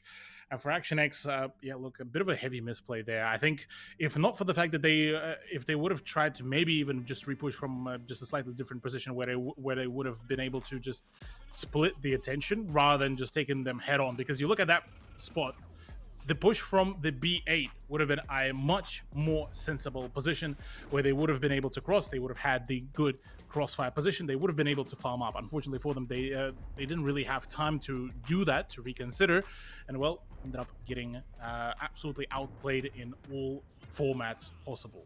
Well, I mean, the thing was, Action X did have the overmatch. They turned and burned onto the 3 tanks that were at that 8 line, but I think, unfortunately, because it's such a long line of sight, the Wolverines, the players that were sitting deep down the 8 line on their side of the map, were still able to contribute shots down through that avenue. And by the time that Action X realised that they were in trouble, they ducked in towards that cutout through C8. It was too late, unfortunately, and from there, things just really fell apart. So, hubris, I think, more than anything, playing its part there for the victory in the Wolverines. But now, they have the opportunity here, Cthulhu. One more round, and they deny first seed away from Action X, which would be, look, it may not even result in a win for them, but could still be the biggest upset of the season. Absolutely, yeah, that would be the highlight upset if that does come to fruition. Look, yeah, I'm keen to see how it all turns out. A whole lot more, well, never mind, I was about to say a whole lot more standardized sort of lineup, but once again, it's double 1-1-3s. CJ feeling rather confident about those sort of picks, but so far, look, I'm going to be honest, those picks did not work out at all really for them, whereas you're looking at Wolverines, cool, calm, and collected, not letting the tilt yet to settle in, because they know that they still have the opportunity. Lightning Man, ooh, if not for driving back, AVP would have actually been able to sink, I believe, one shot into Lightning Man there. I mean, this is such a powerful spot for Wolverines to be in, regardless of the fact that they're not going to make playoffs, unfortunately, which is rough. I mean, look, you can't bite off more than you expect to be able to chew. And I think they know that, the situation they're in, but the fact that even while not making playoffs, they could be so decisive in how playoffs rounds itself out coming to the end of the play date is massive. CJ going to keep going up that O-line right now. Should be able to get a decent amount of information on the cross of the AB positions. He's just going to slow it down a little bit. Wants to play it smart. He should be able to get eyes on Saxon, and he does indeed, but he's going to be spotted himself. Whether or not that telegraphs some intention over towards that O-line for the Wolverines, it's going to be hugely impactful into how they read this. That is an absolute death squad as well, just being prepared there.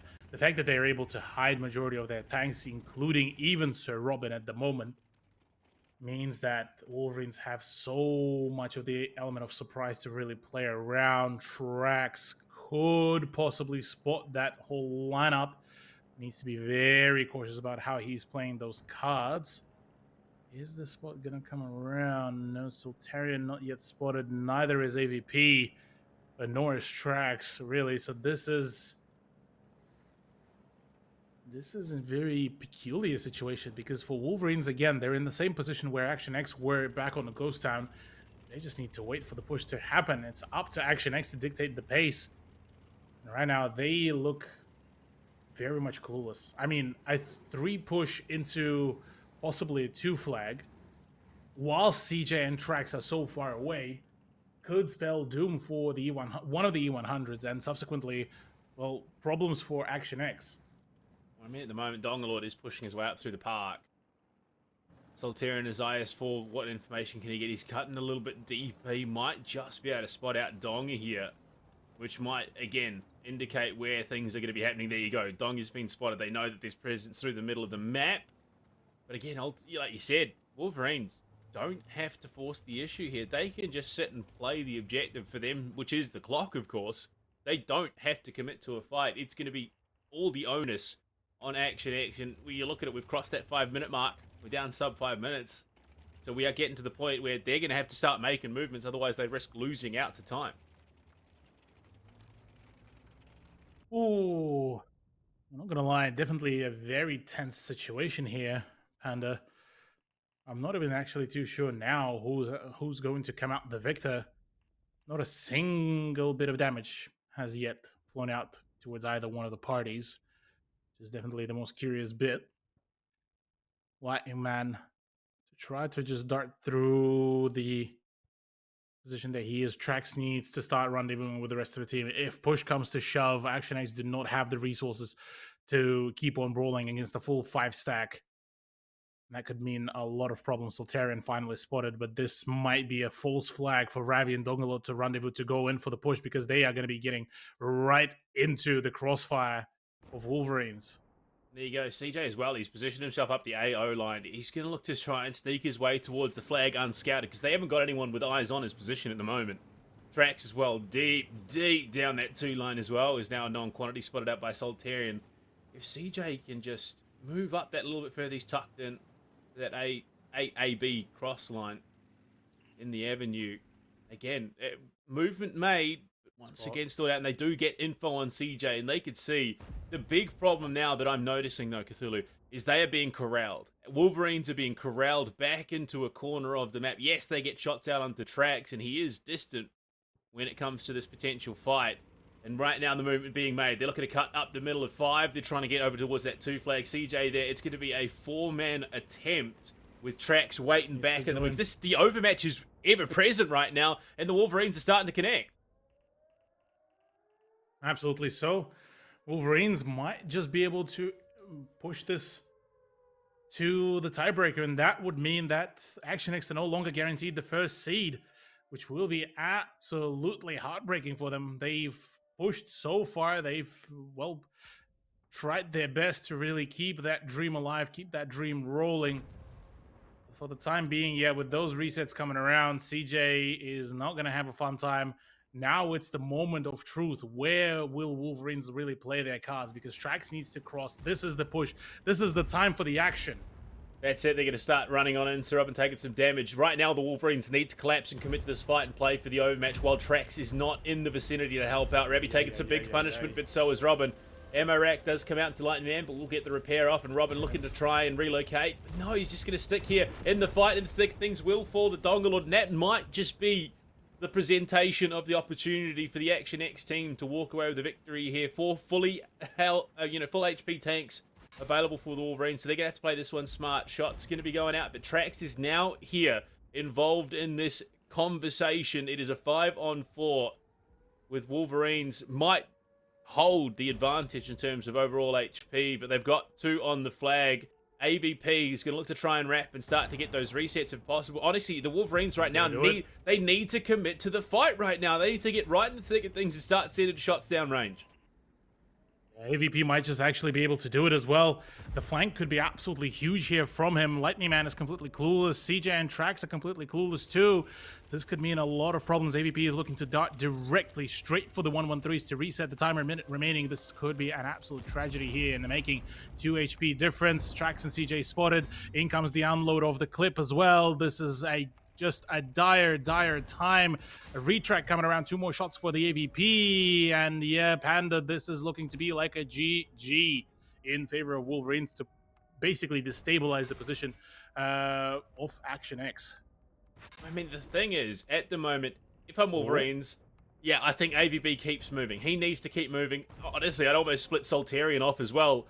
Send them, make them run for it, because you got 25 seconds left here. I think even if you stack the flag, this is not possible. It's Centurion. He's going to start running. Yep. That's the call that's been made here by the Wolverines. They need to stop Dongalord. If Saxon can stop him from chasing, this is doable. They've turned this one around. Cthulhu! They've done it. Wolverines have denied first seed away from Action X here on Himmelsdorf. This is daylight robbery with Saxon going down, Soltarian the last alive.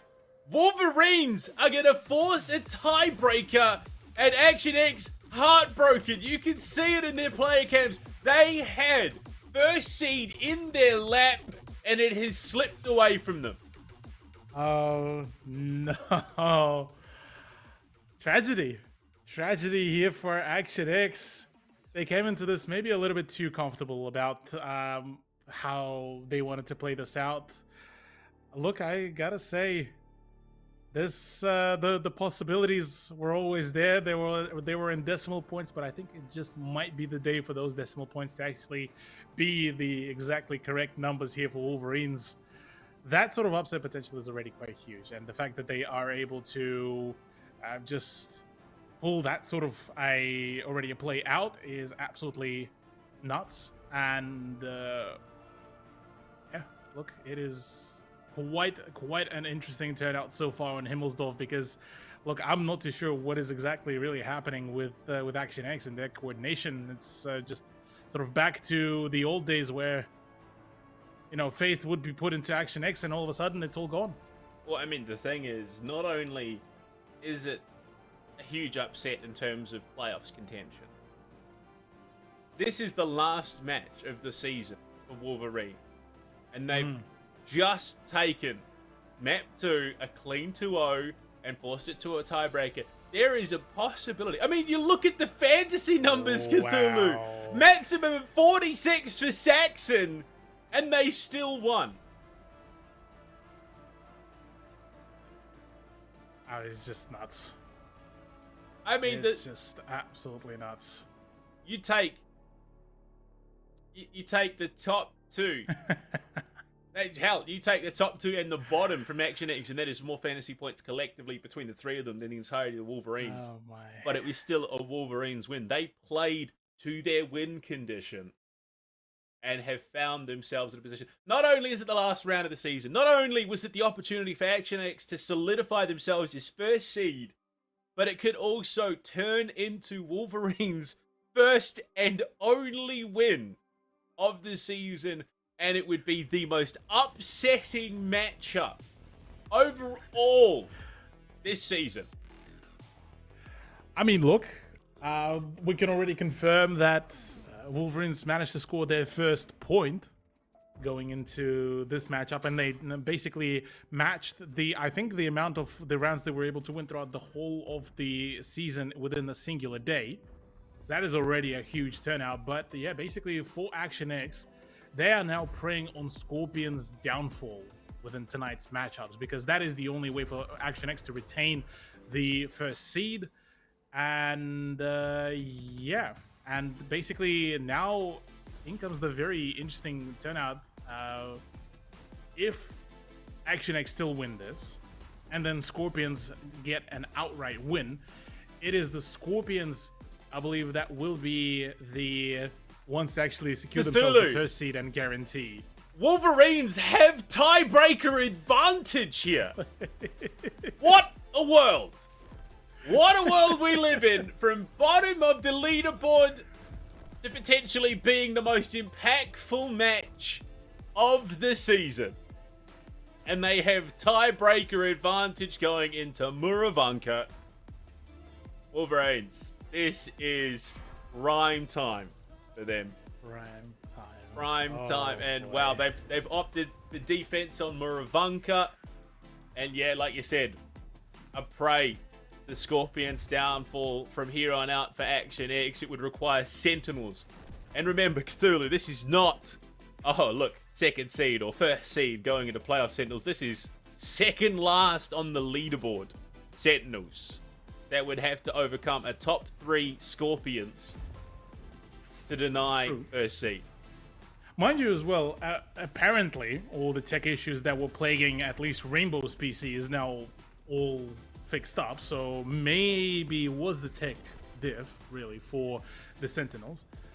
But look, yeah, this is a very interesting timeline where really for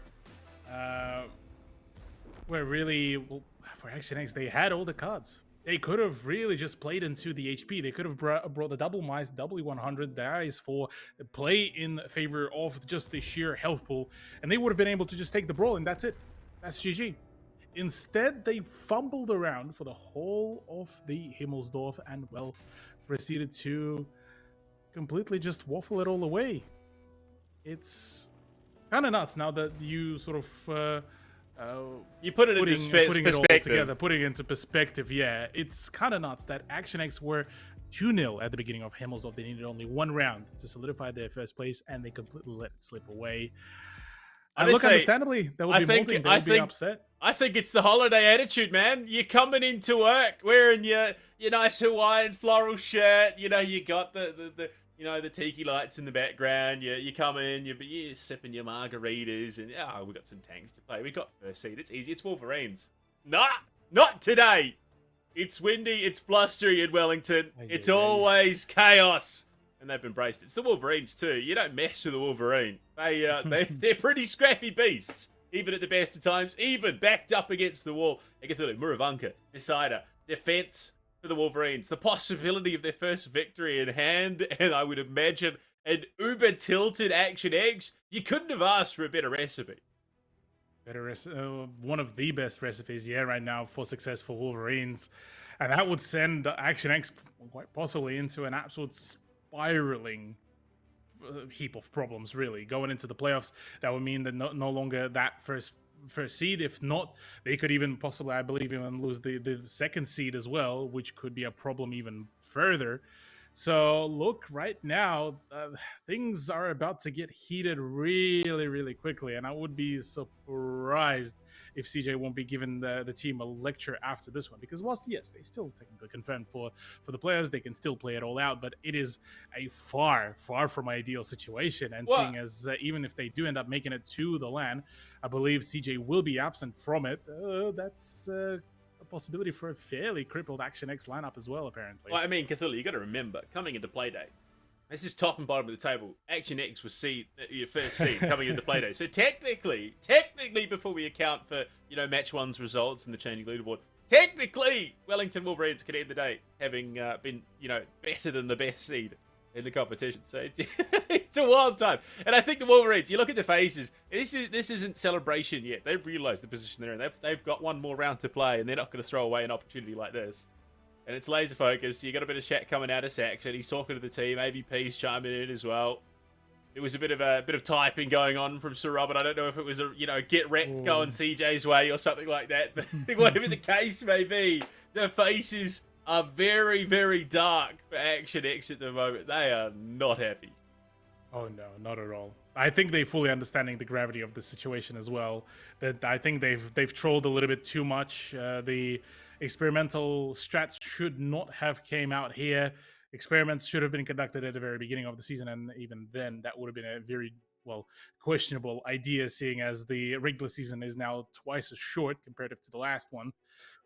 So yeah, look, I think it bit back at the Action X. As much as we all wanted to see that sort of storyline to come to fruition, Action X to the first place, then they get to go to LAN regardless. I think they may have gotten a little bit too over their heads with this sort of turnout, which is quite unfortunate. Very fortunate, though, for Wolverines. They get to come out with a bang, like you said, going into the tiebreaker as well. And look, the other thing is the very first point for Wolverines, they're no longer pointless in ANZPL. They will no longer be contesting for the position of a team, or rather the only team in ANZPL that did not score a single point. Sorry, I knew. Honestly, it's that meme, you know, on the podium, and you see the guy, he's got the champagne, he's right in the middle. He might not be first, unfortunately, but he's celebrating like he was. Miravanka on the cards, Wolverines on the defense, and Action X in shambles. You look at it, we're coming into it, the M454 for Tracks, the Bat Chat for Dongalord, double IS7s and a Super Conquerors. We've got the IS7 duo, double Super Conqueror and STB for AVP, and CJ already taking some strays. Not gonna lie, Panda, I don't know what Action X are doing. The M454 is far from being a popular and a powerful tank anymore after all the recent nerfs. The way the position that Trax is taken up usually is being played by a very high HP tank. With the fact that Rowandy and CJ are playing as of an aggressive position as they do against an STB as well, I am absolutely speechless right now for what could be the very quick downfall. My God. I mean, an ammo rack for Trax as well. No. This is absolutely just going from bad to worse right now, and I think I'm the one huffing the copium right now, because production. Right, no way, production called Wolverines on the last play day. Production called it. I'm telling you, man. I told you, we gotta lock the script room. We gotta stop letting production get in there and rifling around with our papers. This is ridiculous. Tracks in shambles, Rawendi copping shots, CJ copping shots, the overall HP pool dwindling for Action X. Only a little bit. It's only slight bleed to start things off, but it's those advantages that can translate into big victories. Lightning Man at range with the Super Conk looking to snipe some shots through, but again, not finding the openings that he's looking for. You look at the spread, the Bat Chat of Dongalord way out in the wings. Goodness. The Action X are in shambles. Dongalord is about to get spotted by AVP, and AVP is double bushed, I believe. Or at least will have at least one set of bushes to use as the cover. This could be absolutely tragically all going wrong right now, unless Action X still managed to pull out a win despite the 2k HP differential right now. Oh, this would be an upset of, if not the whole season, the whole year right now, Panda. Oh, it's still early days. There is any number of things that could happen in future seasons here at ANZ. We could still talk about the fact that Sentinels are still at the possibility of not making to LAN as well, but I think even more far-fetched. I think the Sentinels would be happier if we didn't talk about it. Dongalord, he's getting farmed up. No. Dongalord's getting farmed. Cthulhu, the Bat Chat, the punishment machine that you're looking to pump out the damage is being farmed. He's going to get some shots back, and Donga goes down. AVP claims first blood for the Wolverines, and they're up by a tank here, and there you go. CJ's get a full send into the 3. They've got the overmatch here, but you look at it, Soltarian and the Wings could look to join in just a moment. Flaming being shot at, CJ being punished heavy right now. So Robert, he's been shot at, he's going to be taken down in just a moment, but CJ should fall first if they can get it. So Robin down, and it's immediately followed up. And the advantage is still there for the Wellington Wolverines. They can't collect Soltarian. Flaming, he's going to push deep. Trax gets ammo wrecked. Trax has been ammo wrecked twice. Trax is in the bin. Cthulhu, the Wolverines are punching on to victory here. The faces may not necessarily reflect it, but you can see just how close that they are. Lightning Man in trouble. CJ, hands on ahead. Dongalord and Trax are just bleak. The dark faces of Action X and Wellington Wolverines, they're going to funnel on through. They're going to pump the damage in. Lightning Man, he's not long for this world. 180 HP in a dream, and that dream is quickly turning to a nightmare. Rawendi, the last alive. They're just going to pummel him to death. They're going to charge him down, and the Wellington Wolverines, in the last match of the season, get a win on the board and deny first seed from Adelaide Action X.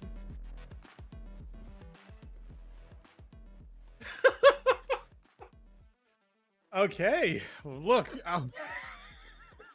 I'm speechless, Panda. I am absolutely lost for words here as to what has happened to Action X from round 1 to the tiebreaker. It is two completely just polar opposite teams. The question now being, well, how far can they now make it from through the playoffs? Because obviously this will put quite a chip onto their performance. Now they are guaranteed. Well, they still guaranteed top 2, so it's not as if it's a completely, a life and death sort of situation. The problem being is that in the first place, you are guaranteed basically the LAN. You can enjoy your time in the playoffs and sort of chill. Whereas now that they're on the second, now that they're possibly in the second place, they are preying on the fact that all right, okay. Yep. Look, I'm the one catching the most amount of L's today. I'm the one that double on the L today. I've predicted Matildas. I've predicted the AX. Look, it's all seeming to be crashing down, and I think at this point production will be able to catch up, and they might actually just be able to take the prediction of even Sentinels at this point, man. All right, calm down, production, chill, roll, slow your roll. All right, it was one game. It was the biggest game of the season. It was the biggest upset of the season and the year-to-date daylight robbery from the Wellington Wolverines. And what a way! What an impressive way to book your first win of the season, where no other opportunities were there for them. And you look at the numbers again, Cthulhu. The fantasy is not really that. Okay, I think this is flipped. This is flipped, surely. Oh, yeah, no, this has to be. This is okay, no, so it is. Unfortunately, The logos, the flip the logos and you're good. Flip the logos and you're good. I was gonna say, production have had that done. They've now thrown a big L. Yeah, production is trolling us now for us being on the copium. But look, huge kudos to Wolverines, because I don't think a lot of people were expecting them to come out the winner, and boy did they swing high, and they managed to actually get the knockout too, because look, a recovery from what was a very upsetting Ghost Town into Himmelsdorf and then into Muro, that worked out almost perfectly there, really, for them. So huge congratulations to them. Finally, they get on the board with the 2 points.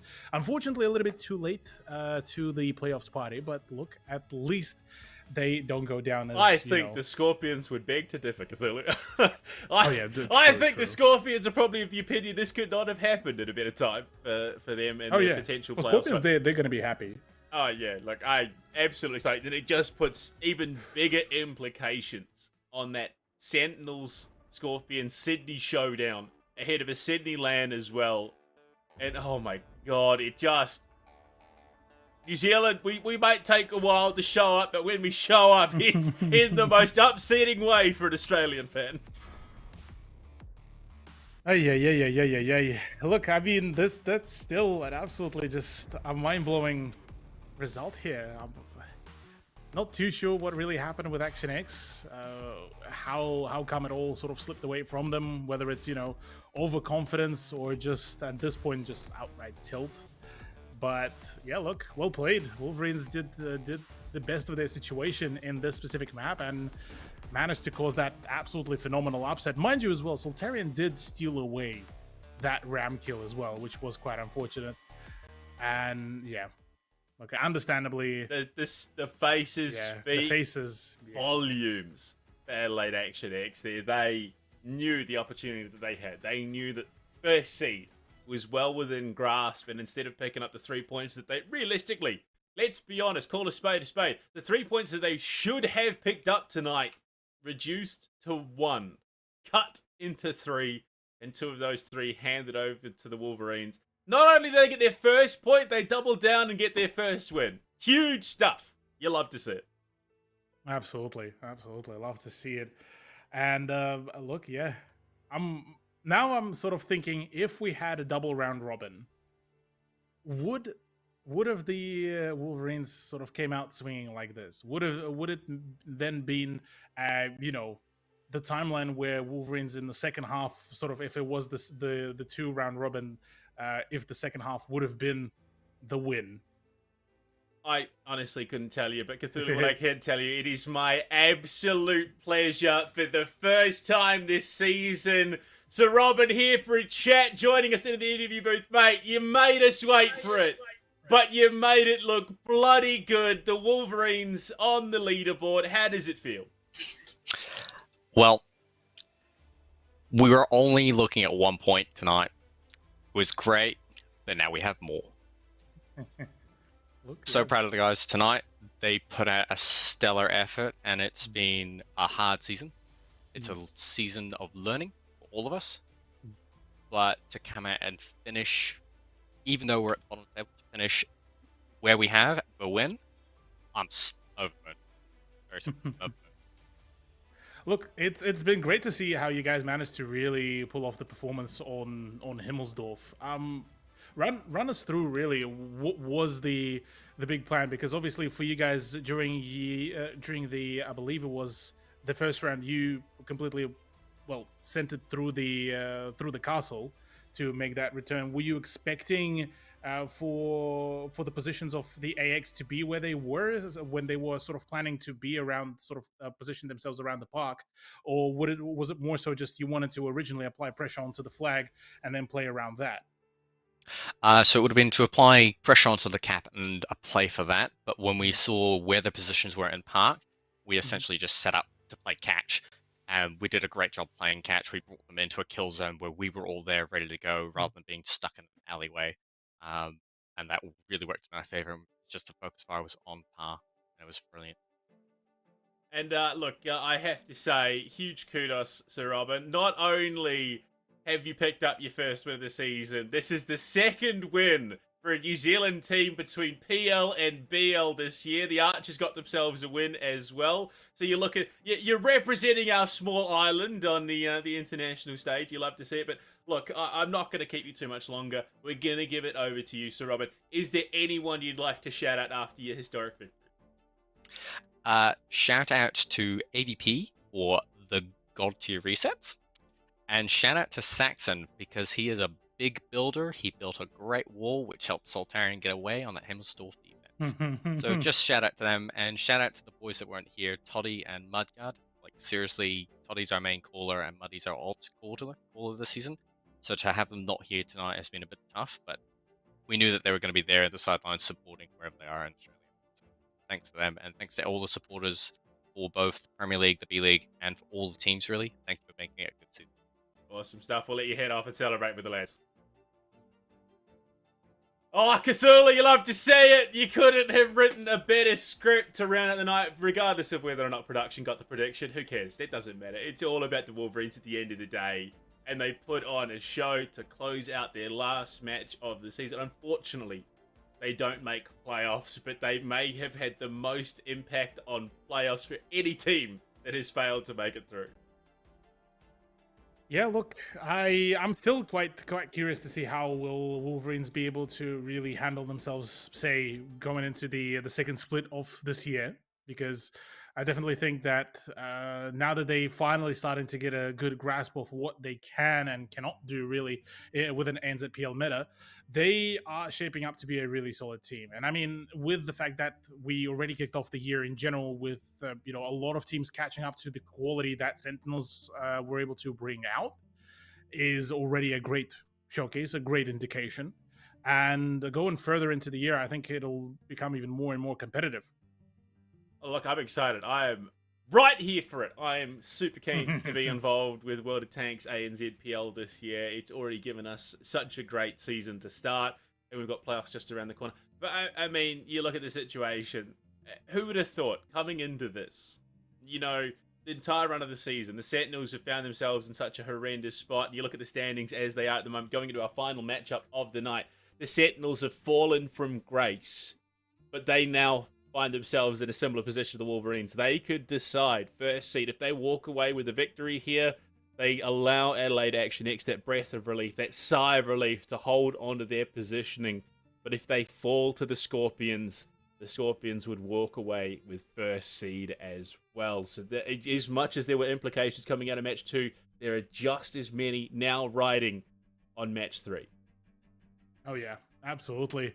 I mean, looking right now, yeah, Action X still keep the points, but if Scorpions do end up winning out here, I believe they just yoink it away.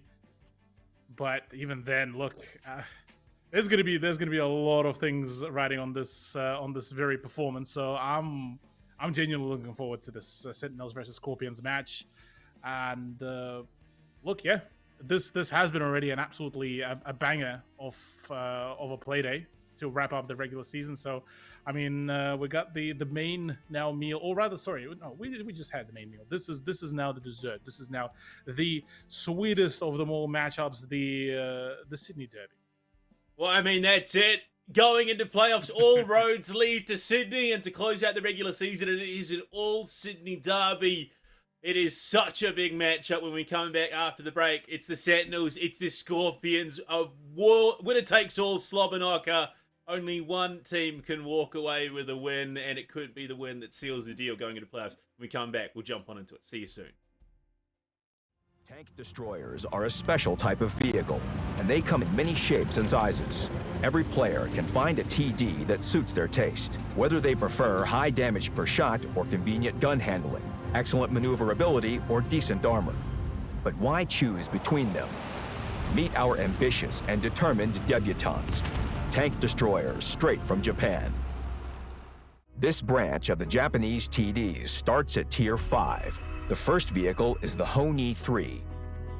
This TD was first developed in 1944. It was based on the chassis of the Type 97 Chi-Ha tank, with a closed cabin and 75mm gun mounted to the vehicle. 31 vehicles left the production line. However, these tank destroyers never saw combat. The main features of the Honi 3 are its small size and good concealment. You shouldn't try blocking damage in this vehicle, as its cabin and hull can be penetrated by most high-explosive shells. However, the Honi 3 does have an accurate and quick-firing gun, and it's ready to unlock its full potential, so long as you stay out of trouble. Occupy a convenient bush and keep the opponents under heavy fire. You've got the penetration values and DPM for it. The next vehicle in the branch begins to reveal the nation's characteristic features. The Type 95 Giro is a large tank destroyer with good maneuverability and decent mobility. But don't rely on its armor, even if it is offset by a top-end 105mm gun. With good damage per shot and great gun handling, this TD definitely has its advantages. But no one will be surprised to see a gun of this caliber at Tier 6. What may interest you is a certain feature that's common to all Japanese tank destroyers: armor-piercing shells used as both standard and special ammunition. AP shells have the highest normalization among all shell types. This means, all else being equal, it will be easier to penetrate tanks with sloped armor. Tier 7 is occupied by the Cheeto SP.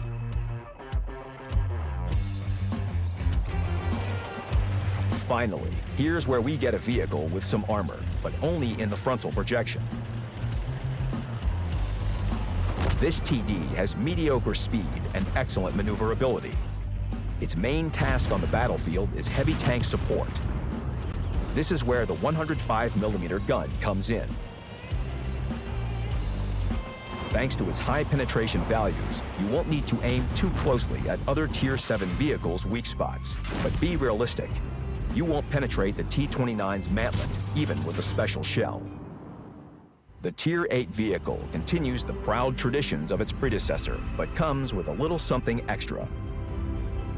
The Ho-Ri 2 features a strong upper glacis and frontal cabin armor. Its weak spots are its lower glacis, sides, and commander's cupola. Its speed leaves much to be desired, but maneuverability doesn't disappoint, nor does its gun.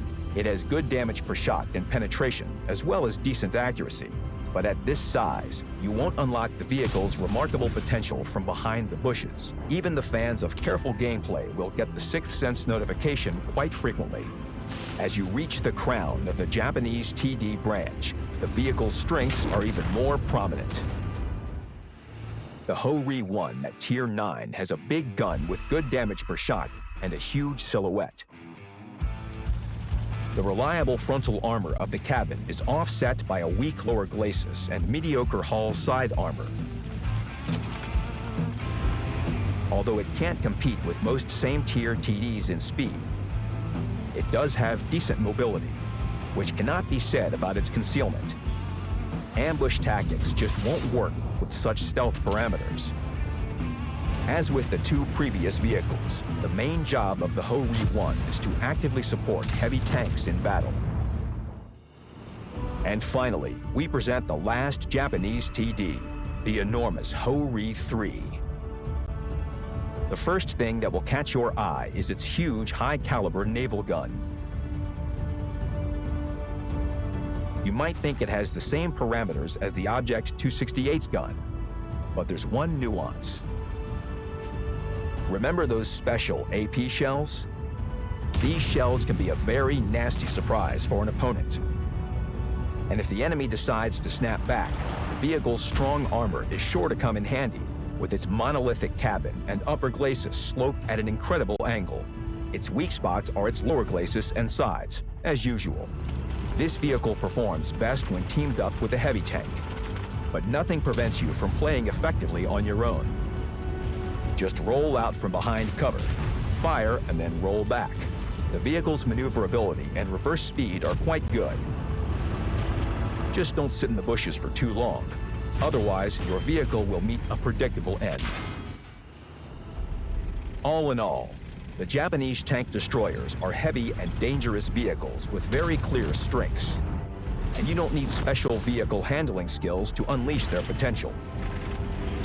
It's simple. Don't expose your weak spots. Support your allies and shoot down careless opponents. Follow this advice and you're well on your way to a hard-earned victory.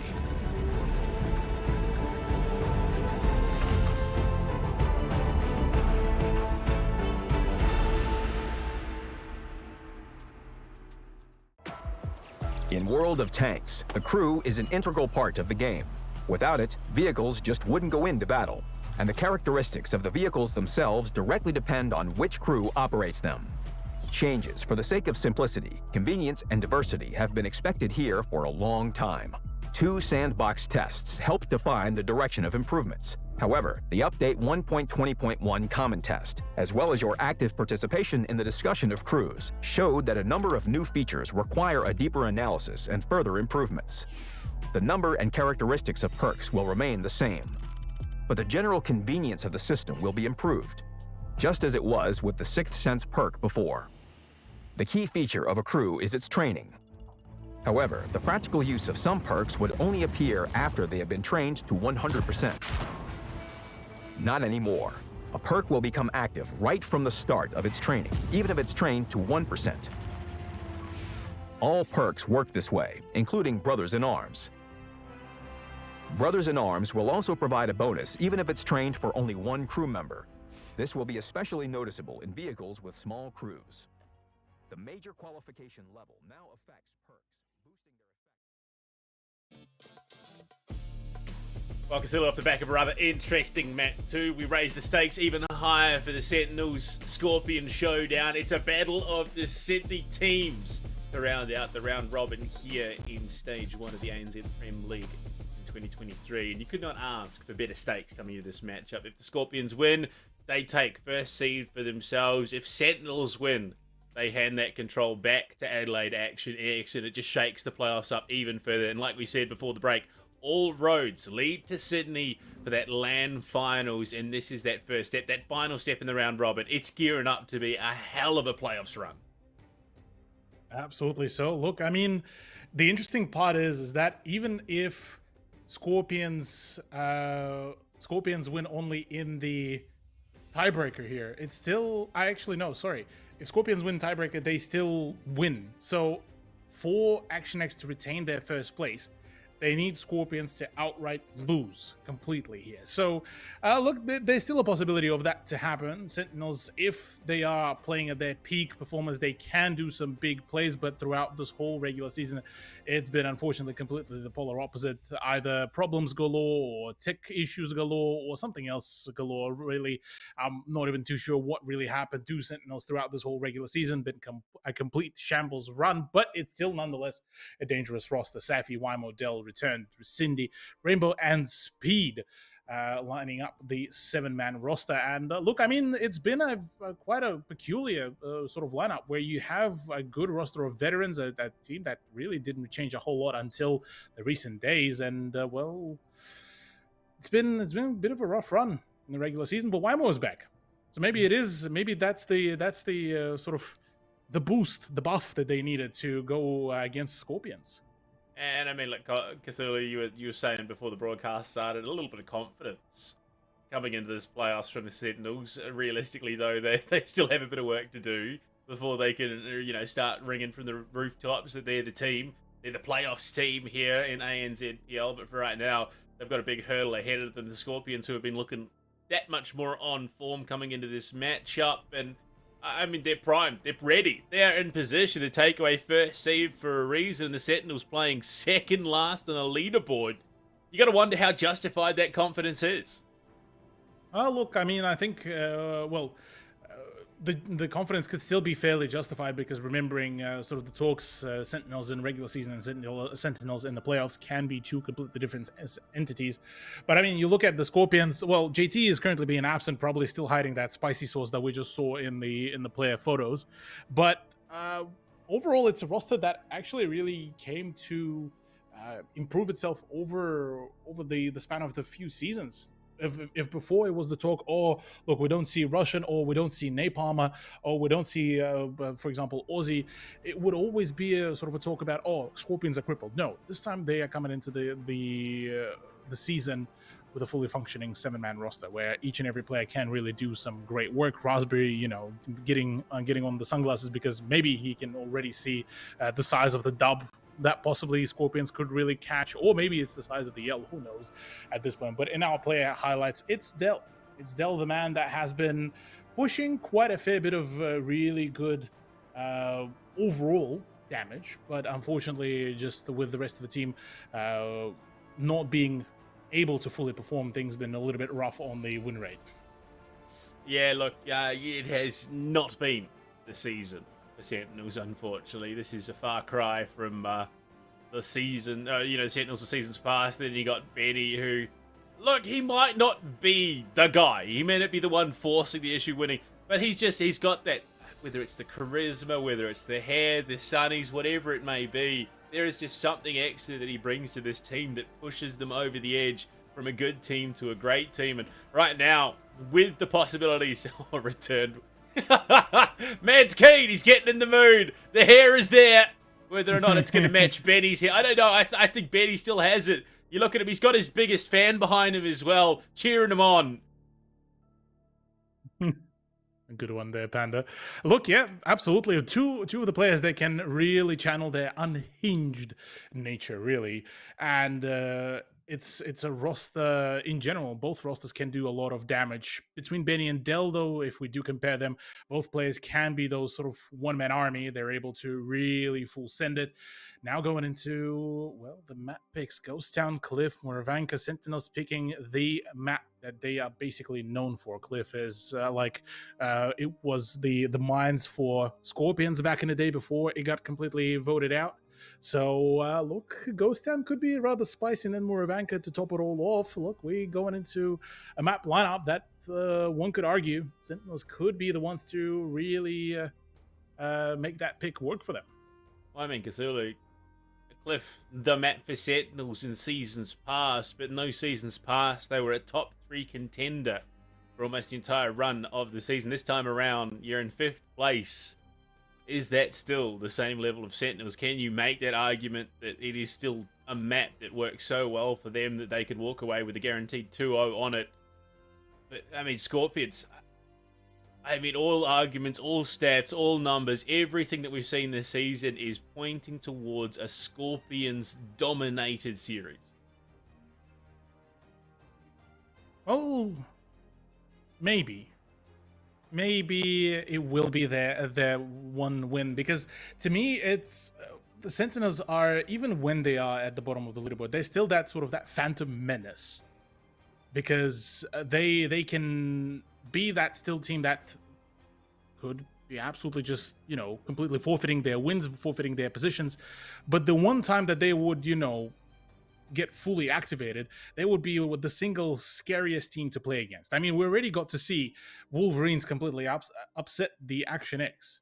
If this is the case, we've already seen also Matildas get absolutely whomped out of existence in their matchup against Panthers. What stops Sentinels from completely getting rid of Scorpions here and completely shutting it all down? Because theoretically, you're looking at that, they would probably prefer to play against Action X in the playoffs, and rather than Scorpions in the early stages of it. I think the difference being that Adelaide Action X had it in their lap. It was theirs. It was theirs for the taking, and ultimately hubris was their downfall. Whereas Scorpions are coming into this knowing that they have to do work to get that first seed. I think it's going to be it's an attitude. We know that Scorpions, I mean, on the whole, they've been looking. I mean, realistically, of any of the teams in this competition, the Scorpions are looking the most like their previous iterations when it comes to overall standings and overall, you know, skill. Scorpions have been, for the last couple of seasons, the top 2 team. They've been looking solid. They're right there again. Adelaide Action X had that opportunity to lock things out and they missed it. Now the door is wide open for the Scorpions to just stroll on through. Exactly. And I mean, we haven't really got to talk a whole lot about Scorpions and their path, really, because they were the runners up. They were so close to winning their matchup in the grand finals back in the last season. And for them to take the first seed, to go straight to the land, that would be one of the best scenarios for them to really make it, finally claim that win. The win that they were trying to wrestle away from Sentinels for so long. Now looking at this lineup. Oh boy. We got a very chunky lineup from the Sentinels.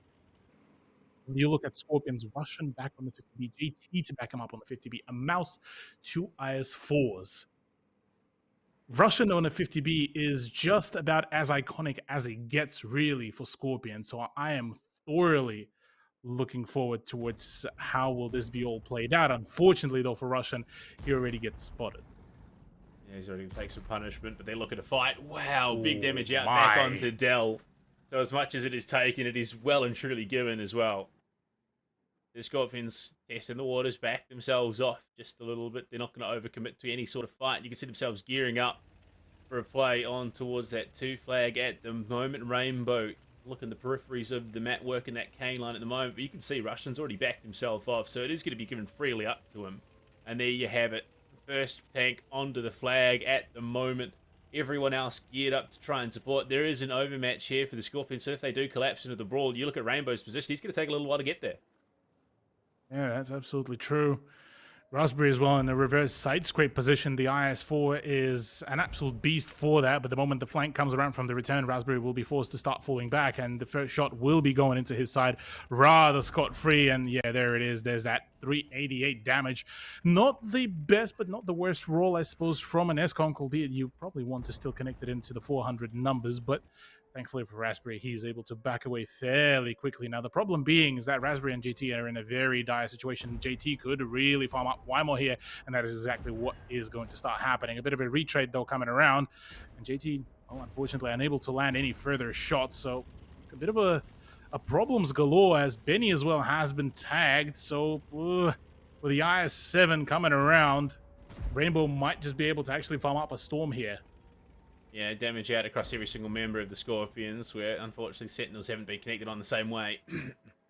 At the moment, you want to put the most, or get the most out of your 50Bs, I think, in terms of that damage output. So you kind of want to go for the collapse, especially given that Rainbow is still not in position to get back into the fight. Russian pumping out the damage on the return. Look at it, big damage. 1100, in fact, 1800, in fact, return is in a god-awful spot. 139 HP left. Raspberry, though, not in the greatest of spots either. They will finish him off. Raspberry claims the kill, and the Scorpions take first blood despite a rough start. You can see 3 of them lined up in a row. Dell, Sydney, and Wymo all in position to be farmed. And it looks like the collapse is about to happen. Rainbow still too late to the party. They want to get the shots out, but Sentinels are landing some big damage at the moment. The Scorpions have to fully commit. They need to get around the corner so Rainbow can't get involved. They just need to pump away. Wymo about to be taken down. Dell, not much longer for the world either. There you go, the full commit. They've got to get these shots out. And Rainbow, all he can do is sit back and watch Raspberry go down. There you have it, Cthulhu. Rainbow gets his one, but Dell's not far off. Russian's going to go for the reload. It's a 4 versus 2. 4 versus 1. Rainbow unfortunately punished by his initial position that he was playing.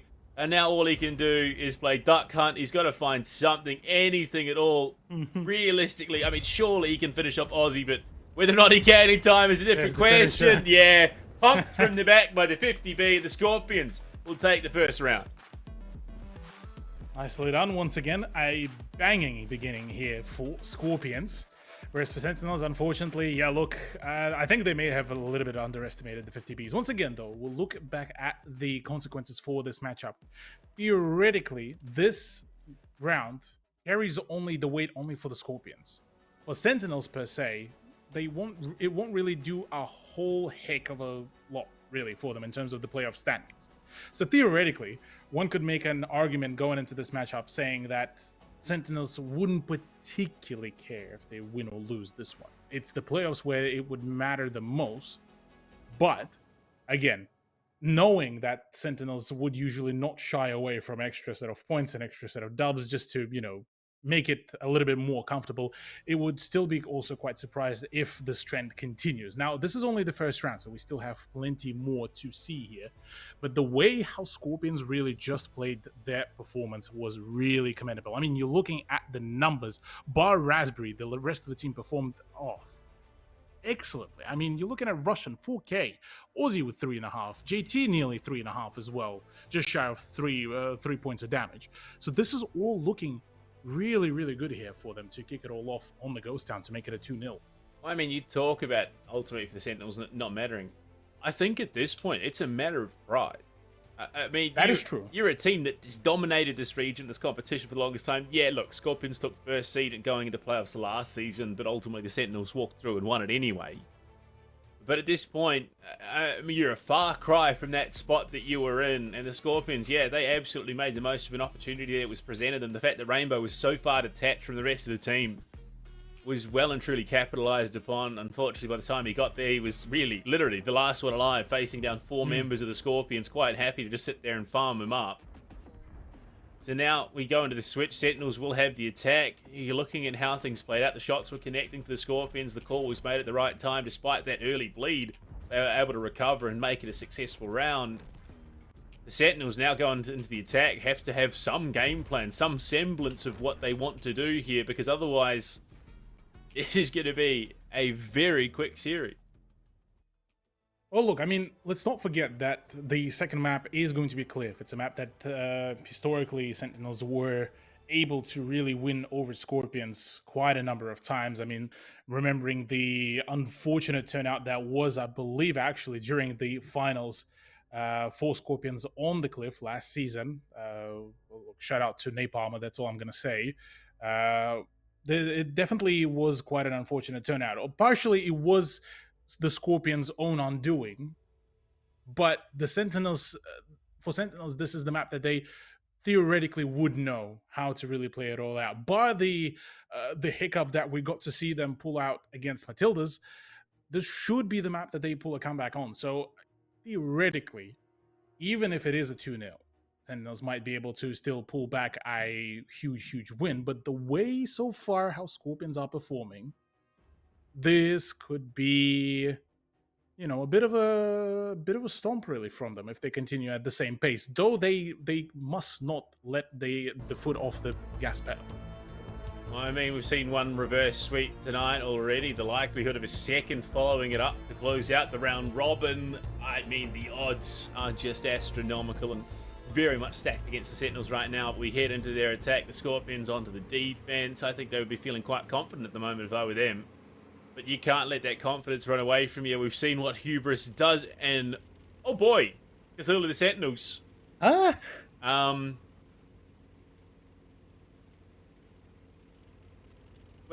Hmm. yeah. Right then. That's Oh. that's something. That's something. Something all right. Curious to see where that Jagdpanzer E100 will really come out. Interesting to see that JT actually swapped off to a T57 heavy rather than the 50B, fully acknowledging that the DPM would be a little bit more favorable comparative to the French alternative. E100 as well, or rather the Jagdpanzer E100 has been spotted, so it is now a known entity. Problem being they don't know where Wymo is, so Wymo might be able to have that early damage shot onto somebody like Benny. I'm going to be honest, I have zero clue where that E100 is actually going to come out to play, because the moment he peeks around that corner, Russian should be able to spot Dell. That should be a tracking shot, and before even the play comes around, instead, okay, spotted. Oh, no way, yep, that's what I was fearing. Ouch. Yikes. Ow. Yeah, that's rough, but Dell is being... Dell's in trouble. Dell is being swung on. Dell is dead. So much for the, the young Party 100. It's gone almost as quickly as it arrived. Raspberry's going to be taking some damage, but they've got the overmatch now once again. Shots pumping into the return and Rainbow.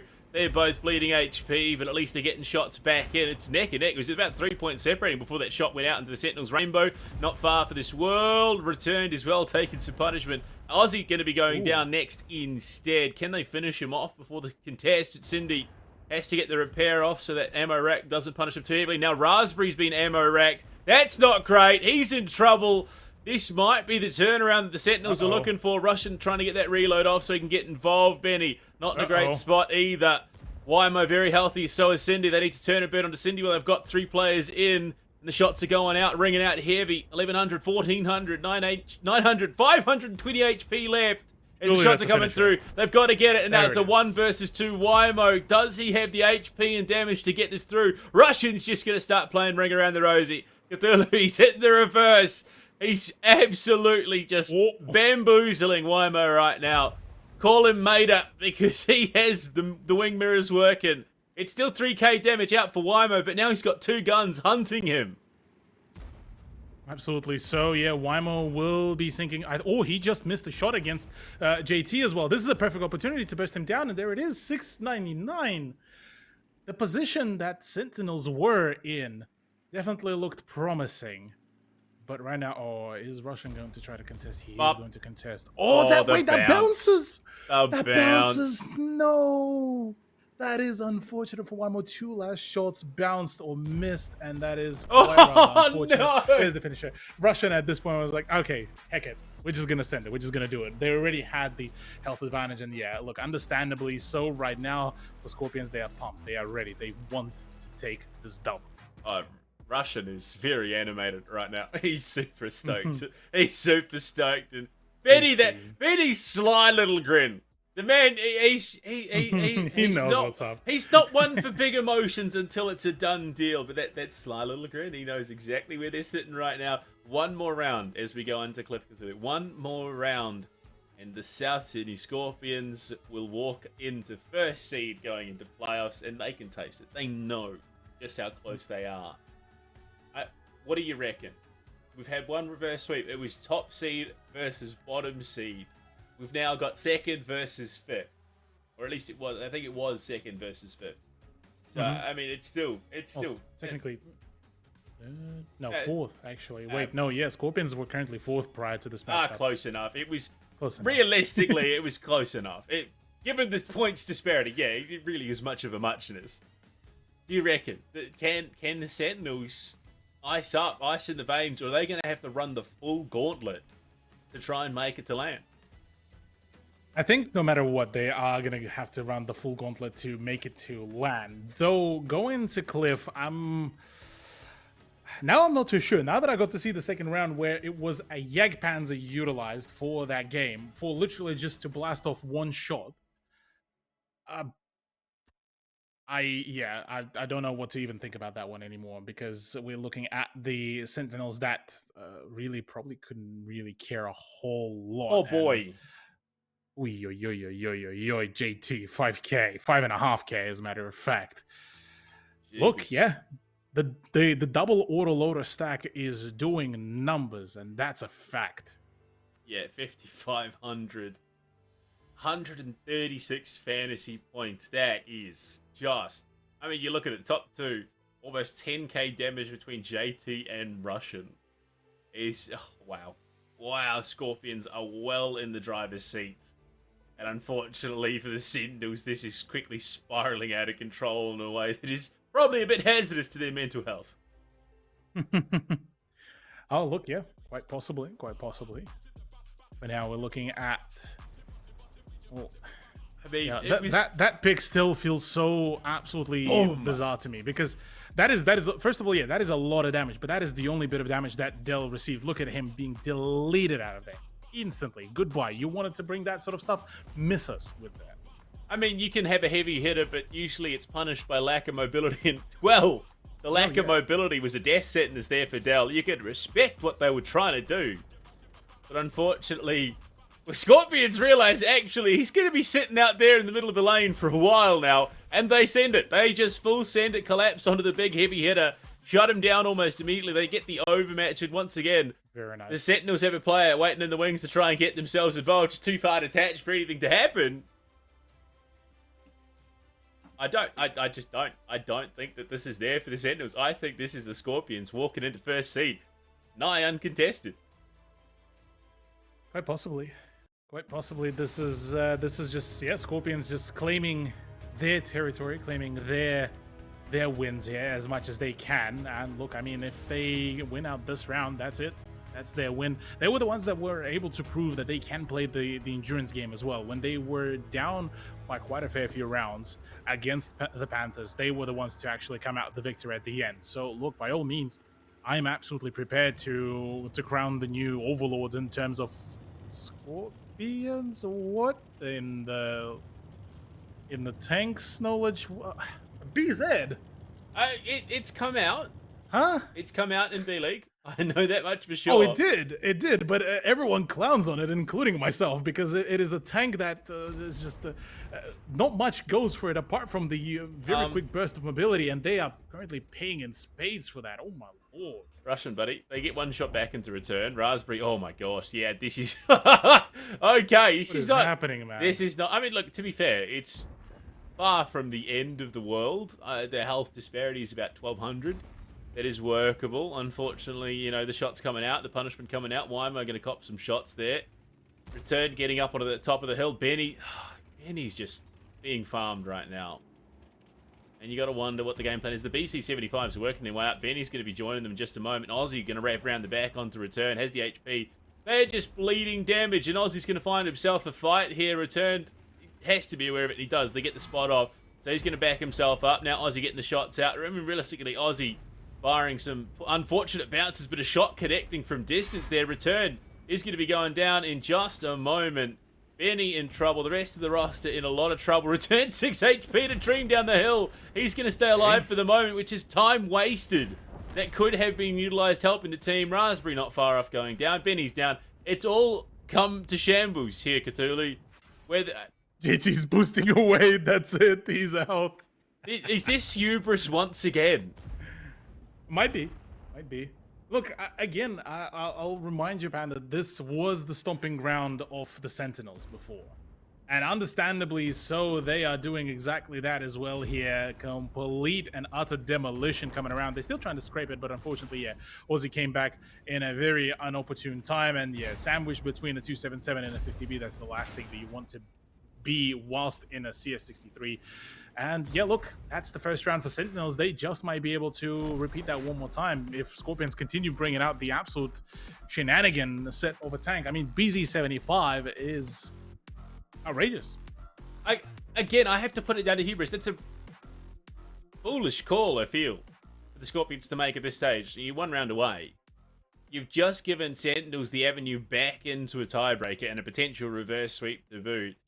Why are you gambling in this situation? Yes, it is a map that favours the Sentinels because they found so much success on it in the past. But again, it feels like Scorpions decided to roll the dice there for some reason. I mean, we already got to see the roll of the dice with the Panzer, so I mean, who says that? Who says that this is going to be a such a very quick, rapid venture? Sorry, I'm still absolutely lost for words about just what to even make of this sort of lineup of the tanks, because let's start off here. The BZs. The BZs did not pay off at all. The E5 went down like a sack of number 2. And then you look at the two actual meta tanks, they're the ones that performed. And because they have the DPM, they have the mobility, they have at least 2 features going for them. BZs, in my opinion, still are just can be absolutely thrown in the bin. 277s and the 50Bs were able to make quick work of that. And then, yeah, the fact that Return was allowed to even make through to the top of the hill basically closed the deal there. Oh, yeah, I mean, Return gets the early position on top of the lighthouse, but all while that was going on, it was smoke and mirrors. It felt like Return drew so much attention to start things off, and the Sentinels, as that was happening, were in the right position to just send shots up the hill and punish. That, if nothing else, I will give credit to the Sentinels there. Scorpions played right into their hands, and the Sentinels ran with it. Yeah. Well, Scorpions, they partially were banking on the fact that Sense won't take Donut. Because if it was an outright mid-to-mid sort of play, then Scorpions could have made something work of that. Because both the BZ and the E5 have the ability to play for the gun depression. And the more you change that angle, the more difficult it is to pen the turret. Say, for example, for BZ75, you look at the armor profile, you can actually set up a pretty solid hold down position only if you are angling, because that slight indent that goes slightly higher on the turret can actually be penned rather easily as well.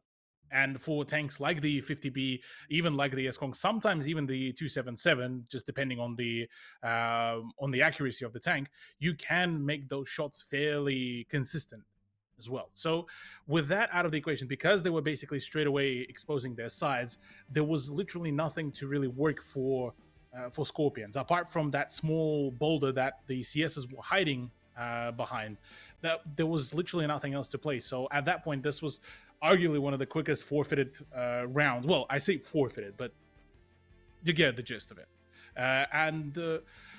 Going now into what basically is defense, well, for Scorpions, they get to basically toss a coin and see if they play Donut or if they play mid. Ideally, you would probably still want to play, at least have some presence in a Donut to set up the crossfire, but look, it's all completely up to them. And in the meantime, well, with Sense being unable to win outright, Matildas are now locked in 4th and will be the first team to verse Sentinels in the lower bracket, no matter what. Hulu. JT's doing it again. We've got a double T110 E5 setup plus the CS63s. We do have a BC75 for returned as well. So it's not like JT is the only one shenanigan. Oh no, Aussie. He's Aussie, about to be overrun. Stop, buddy. He's got the shots in with the team, though. He's somehow still full HP, but the collapse is coming in quickly for the Sentinels. Russian's gone the long way around. Somehow Aussie has escaped further punishment here, which is pretty big, in all honesty. I think if he'd taken too many more shots, it could have been a hugely disastrous situation, but I still am unsure as to what to make of this start. Oh, look, I'm just right with you there, buddy. At least Russian is on a flank, so he should be able to start sinking in the shots. He hasn't yet been spotted as well, so this is a perfect opportunity. 700 damage into the 277, 800 into Rainbow. This is starting to look good. E5's starting to swing, but unfortunately, in the in a one-to-one trade between the 277 and an E5, 277 is winning just because of the higher alpha damage. Right now, the Raspberry and Betty need to balance out the trades, but right now it's all going absolutely sideways. Dell needs to fall on the double, otherwise it is a very rapid win for Sentinels to push it into the tiebreaker. Rainbow needs support here because Aussie can take him out. There you go, that's return, threading the needle. But Scorpion's going in for the collapse. It's a 4 versus 4. They might just have the utility to work with. The Sentinels are in a rough spot, Cthulhu. in a horrendous spot right now. They bring it down to the 4 versus 3, so a number of advantages there. But they need to play these positions so carefully. Rainbow and Dell in a very rough spot. Overall HP is not there for them. Russian takes a shot. Rainbow's just threading the needle, trying to stay out of danger for the moment. Benny has his hands full as well with the returned.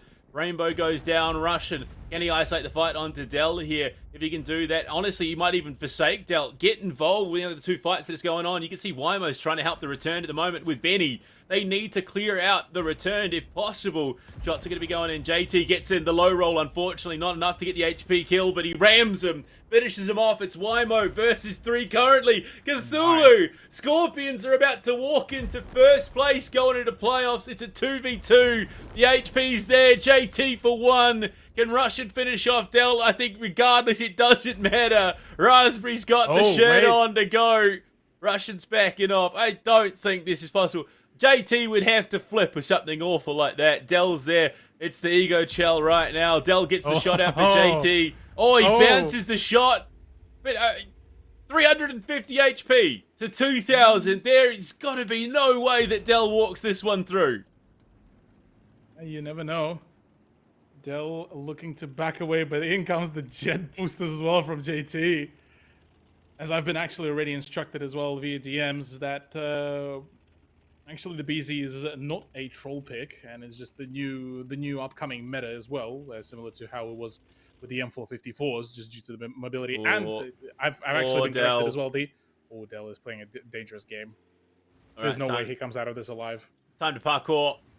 He sends it down. Oh, he's slipping. Cthulhu, he's slipping. He's in trouble. He keeps going, but he stays alive with not a single point of HP drop. Dell, the Giga Brain, makes it down, and he starts to rap. Oh my God, there has never been a taller task for a single player in a matchup in ANZPL. Well, what a time to be alive. Dell playing the stealth games right now, looking to possibly maybe even outplay his opponents. No way Dell's heading back up. He's heading back up. He's looking to try to make a play. Unfortunately, he doesn't have any information about where is JT. But maybe a cheeky shot in, which would be quite beneficial. Oh, it's gotta go, gotta run. Oh, it's gotta be careful. Is Dell he nearly slipped. He nearly slipped, man. Oh, Dell, what are you doing? He's catching air. He's catching air. Dell is just outright trolling JT here. There's no way. Man, he's out here four-wheel driving in a tanks matchup. He's playing halfway down the hill. He somehow gets down again with full HP. The man has done it not once, but twice. He is an absolute gremlin. No way. He's heading back up. Russell is just at absolute disbelief. It's just like, what is going on? He's headed back up for a third time. He's back, baby. JT's watching though. JT's watching, misses the shot. The big problem is that Sentinels are on the attack, so they don't have time to work. Even the observers are just shaking their head at this point. It's just like, what is going on? How is this being allowed? JT, come on, buddy. You can do this. You can hit one more shot. One more time. One more shot. He sends it down the hill. He sends it. No! Dell lands hard and the Sentinels fall. And the Hawaiian shirts come out. It's a holiday for the Scorpions. First seed locked in for playoffs, Cthulhu. And even Benny opts for a wardrobe change. Scorpions know. Scorpions know exactly what they've done. First seed yanked away out from under Adelaide Action X, courtesy of the Wellington Wolverines. What a season. What a season. Look, it's already been an absolute banger over a regular season, and I'm genuinely happy that we got to see so many huge turnouts. I mean, ranging from, an absolutely nuts turnout in terms of the, both teams, or all the teams, as a matter of fact, showing us some great gameplay. We got to see an absolute huge remix of the whole meta. We went from consistently seeing, last season, the M454s, the S-Kongs, the I7, that's it, and nothing else, to now getting such a great variety to the point of the BZ75s and the E5s, even though E5s are still much more questionable now choice now that I have been actually, you know, educated about the choices, and that I am in fact the uneducated swine. But look, overall, I'm glad to see that the season went as it did. Yeah, look, closing out the round robin, we had some great stories coming into this stage. We get the fruition of those stories heading now into playoffs. I mean, you look at it, this is a wild situation to be in. You look back last year, if you thought that this was the outcome of the first stage of 2023, you probably would have been laughed out of the community. And Dell, look, he got the distance. Yeah, the mileage is through the roof. Hopefully he's not claiming that. Absolutely, yeah. Hopefully, in the current economy, things could get rather rough in terms of the mileage. But look, overall, I gotta say, if not for you know, the actual performance, we got to see some absolutely entertaining performances. And yeah, look, well played by Dell at the end with all of the tricks that he was able to pull out. Yeah, look, it was a show. It was a showcase, if nothing else. It was a spectacle. It was a great day to round out the round robin, and you know, setting it up. The Scorpions just everything lining up for them to take first seed away from Adelaide Action X. It's been a story of elation and heartbreak for both, for multiple teams throughout this bracket, and unfortunately, Sentinels not able to escape anything this season. Not even closing it out on a positive note. They get shut down by the Scorpions. And look, this is we've talked about it all stage. You know, the Sentinels fall from grace here, going into playoffs. Just, I mean, as the fifth seed means that they've got a Herculean effort ahead of them to try and make it to land. Yeah, look, that's definitely going to be an effort and a half, really, here for Sentinels to really make it to the land. I definitely have to agree with you here, Panda.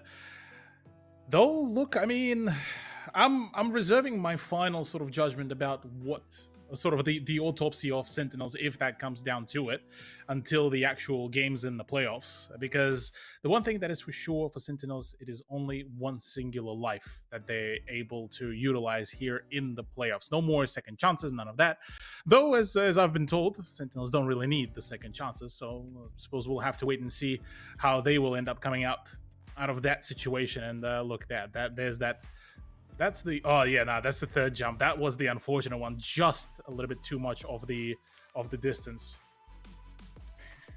Yeah, I mean, look, smiles regardless. I'm not sure about Russians. He's not one for the quick change, unfortunately. But look, it was impressive. I mean, Scorpions, they came in, they knew exactly what was on the cards for them. And I think that's the difference. You know, Adelaide Action X felt too comfortable, unfortunately. You know, they got up 2-0 in the series and then get reverse swept.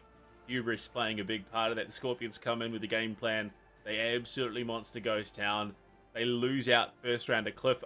Again, I think there was an element of hubris to that, potentially, with the way that they approached it. But they cool things down. They slow it down. They ice up and then bring it back. And with a very impressive win. And I think the Sentinels, by the time it came down to 1 point, they knew exactly what was happening. There was next to no coming back from that. And Dell just had some fun with it.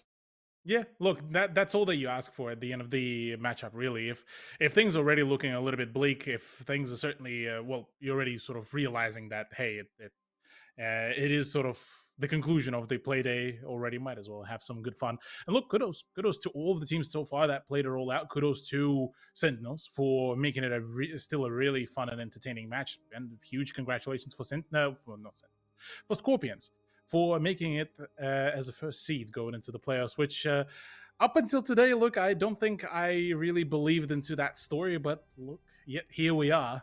And I will also say this will make for a very interesting storyline going into the predictions as well. Oh, yeah. Production, good job, lads. You guys are on the money, eh? But I'm sure we're going to get some more insight into what's going on with the Scorpions. It's been interesting watching them this season. It has, like I said, they're probably the most consistent team of all of them coming into the stage comparatively last year. And Cthulhu, it is, of course, an absolute pleasure to be joined by the one, the only Benny out of the Scorpions camp. Mate, look, you're ready for the holiday. Nice bit of nice bit of relaxation after a big victory there. But you guys iced up in a big way. You take first seed. What's it like? Oh, it's great. I mean, there's a couple of people I want to thank. If okay, I just have a moment to thank some people. So, for starters, we want to thank Wolverines. That was an absolutely amazing game today. That was just made our night. I also want to thank Panthers. They've been helping us to get us where we are. I also want to shout out Action X for not doing so well, helping us get our first seed. We also had a little bit of an agreement with them. They'd lose to Wolverines if we gave them some strats for Matildas. They beat Matildas that week, the other week. And then I also want to thank my fans. Your fans, yeah, that's the one. That's the one. Look, I mean, now that with the regular season is over, you guys lock yourself in one way or the other to the LAN. Mm-hmm. Who do you want to see to join you guys, the other two teams at LAN? Because seeing as well, the Sentinels had a bit of a rough one. Do you still expect them to come back in a major way? Well, I have to say, Sentinels and us as well just haven't been on our A game, unfortunately.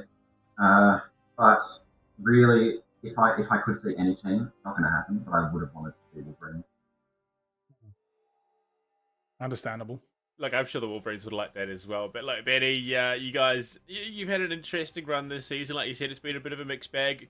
Probably one of the more competitive seasons over the last 12 months that we've had, I think, here in the Prem League. Realistically, I mean, I have to ask, the last couple of seasons, you made it through, you've had a great run in the playoffs, then unfortunately you've fallen short at the final hurdle. Do you think that this is your year? Is this the Scorpions' year to take it all? Oh yeah, for sure. We've been planning this, and sixth season was always going to be our season from season one. Look, I planned 6 seasons in the making. You're playing the long game. You got to respect it. It's all about praying. The big brain plays, Benny. Look, we'll let you head off, celebrate with the lads, and get ready for playoffs. Have a good one, yeah? All right, thank you. See you guys. Oh, dear, Cthulhu, you love to see it. 6 seasons in the making. It only took 6 seasons. Now they've just got to get the movie. Cthulhu, look, it has been an interesting day. Let's have a look. Let's have a look back at the results and see how the final round robin day played out. Perth Panthers, I think, arguably one of the only 2 script matches that... Actually, I say that. The last one was as well. Perth Panthers walk away with a 3-1 over the Melbourne Matildas. Adelaide Action X fall at the final hurdle to the Wellington Wolverines, giving them their first win and points of the season. And then South Sydney Scorpions keep it cool, calm and collected against their Sydney counterparts, taking down the Sentinels at a 3-1 to walk comfortably into that first seed going into playoffs. And the predictions! That's right, production. How are we feeling now? I mean, look, they're the ones that got the big unexpected win overall. But look, I mean, this actually turns out pretty interestingly here. Well, first of all, I get to clown on you at least, so you're the one that's sitting currently, apart from production, at the lowest amount of points. But the overall, I gotta say, today's playday has been absolutely phenomenal, and I genuinely enjoyed it. Look, to be fair, I think it's all been an agreement. We let the boss win. Wargaming called 10. They've got 10 correct so far, which is, I mean, look, they're doing phenomenally. And you look at the leaderboard, there it is. South Sydney Scorpions eking out by a 1-point lead to that first seed. Adelaide Action X have second. Perth Panthers third. Melbourne Matildas fall to fourth. And North Sydney Sentinels, unfortunately, do not shift from their position in fifth seed. But the big talking point, the big thing, Cthulhu, the Wellington Wolverines have points and a win on the board. Exactly that. Look, I mean, that's one hell of a turnout. And now looking at some of the potential matchups, there could be a lot of big turnouts. I mean, remembering Matildas were the ones that introduced originally the Kryptonite to the Sentinels this season. So, I mean, by all means, I'm all here for it for a rematch. I'm all here for a much longer game as well. Don't forget, the playoffs do definitely still provide a whole lot closer of a venture. And look, from there on, that could be a plethora of possibilities as to who would be able to make it to the LAN. One thing we know for sure, Scorpions in one shape or the other will be making it there. And you've hyped it up enough. Let's have a look at the finals bracket, Cthulhu, and see how playoffs will look to go. And there you go. South Sydney Scorpions into the upper final. Guaranteed to be heading to LAN regardless of that initial matchup for them. But Adelaide Action X going to be taking on the Perth Panthers in the upper semi-final. Down in the lower bracket, it's the Melbourne Matildas taking on the North Sydney Sentinels as well. So, I mean, look, let's call a spade a spade. The semi-final match is looking just as juicy as any of the other matches potentially playing out through that bracket. Absolutely. Absolutely. This is going to be a huge, huge matchup. No matter what, the whole playoffs bracket, I'm very much excited for it because, I mean, we starting from the upper semifinal and the lower round one, each and every one of those games will be a nail-biter. This is where this is going to be the absolute test of the resilience for each one of the teams, and I'm really, really looking forward to our first two matches, obviously being the first two, the upper bracket and the lower bracket matches, Action X versus Panthers, Matildas versus Sentinels.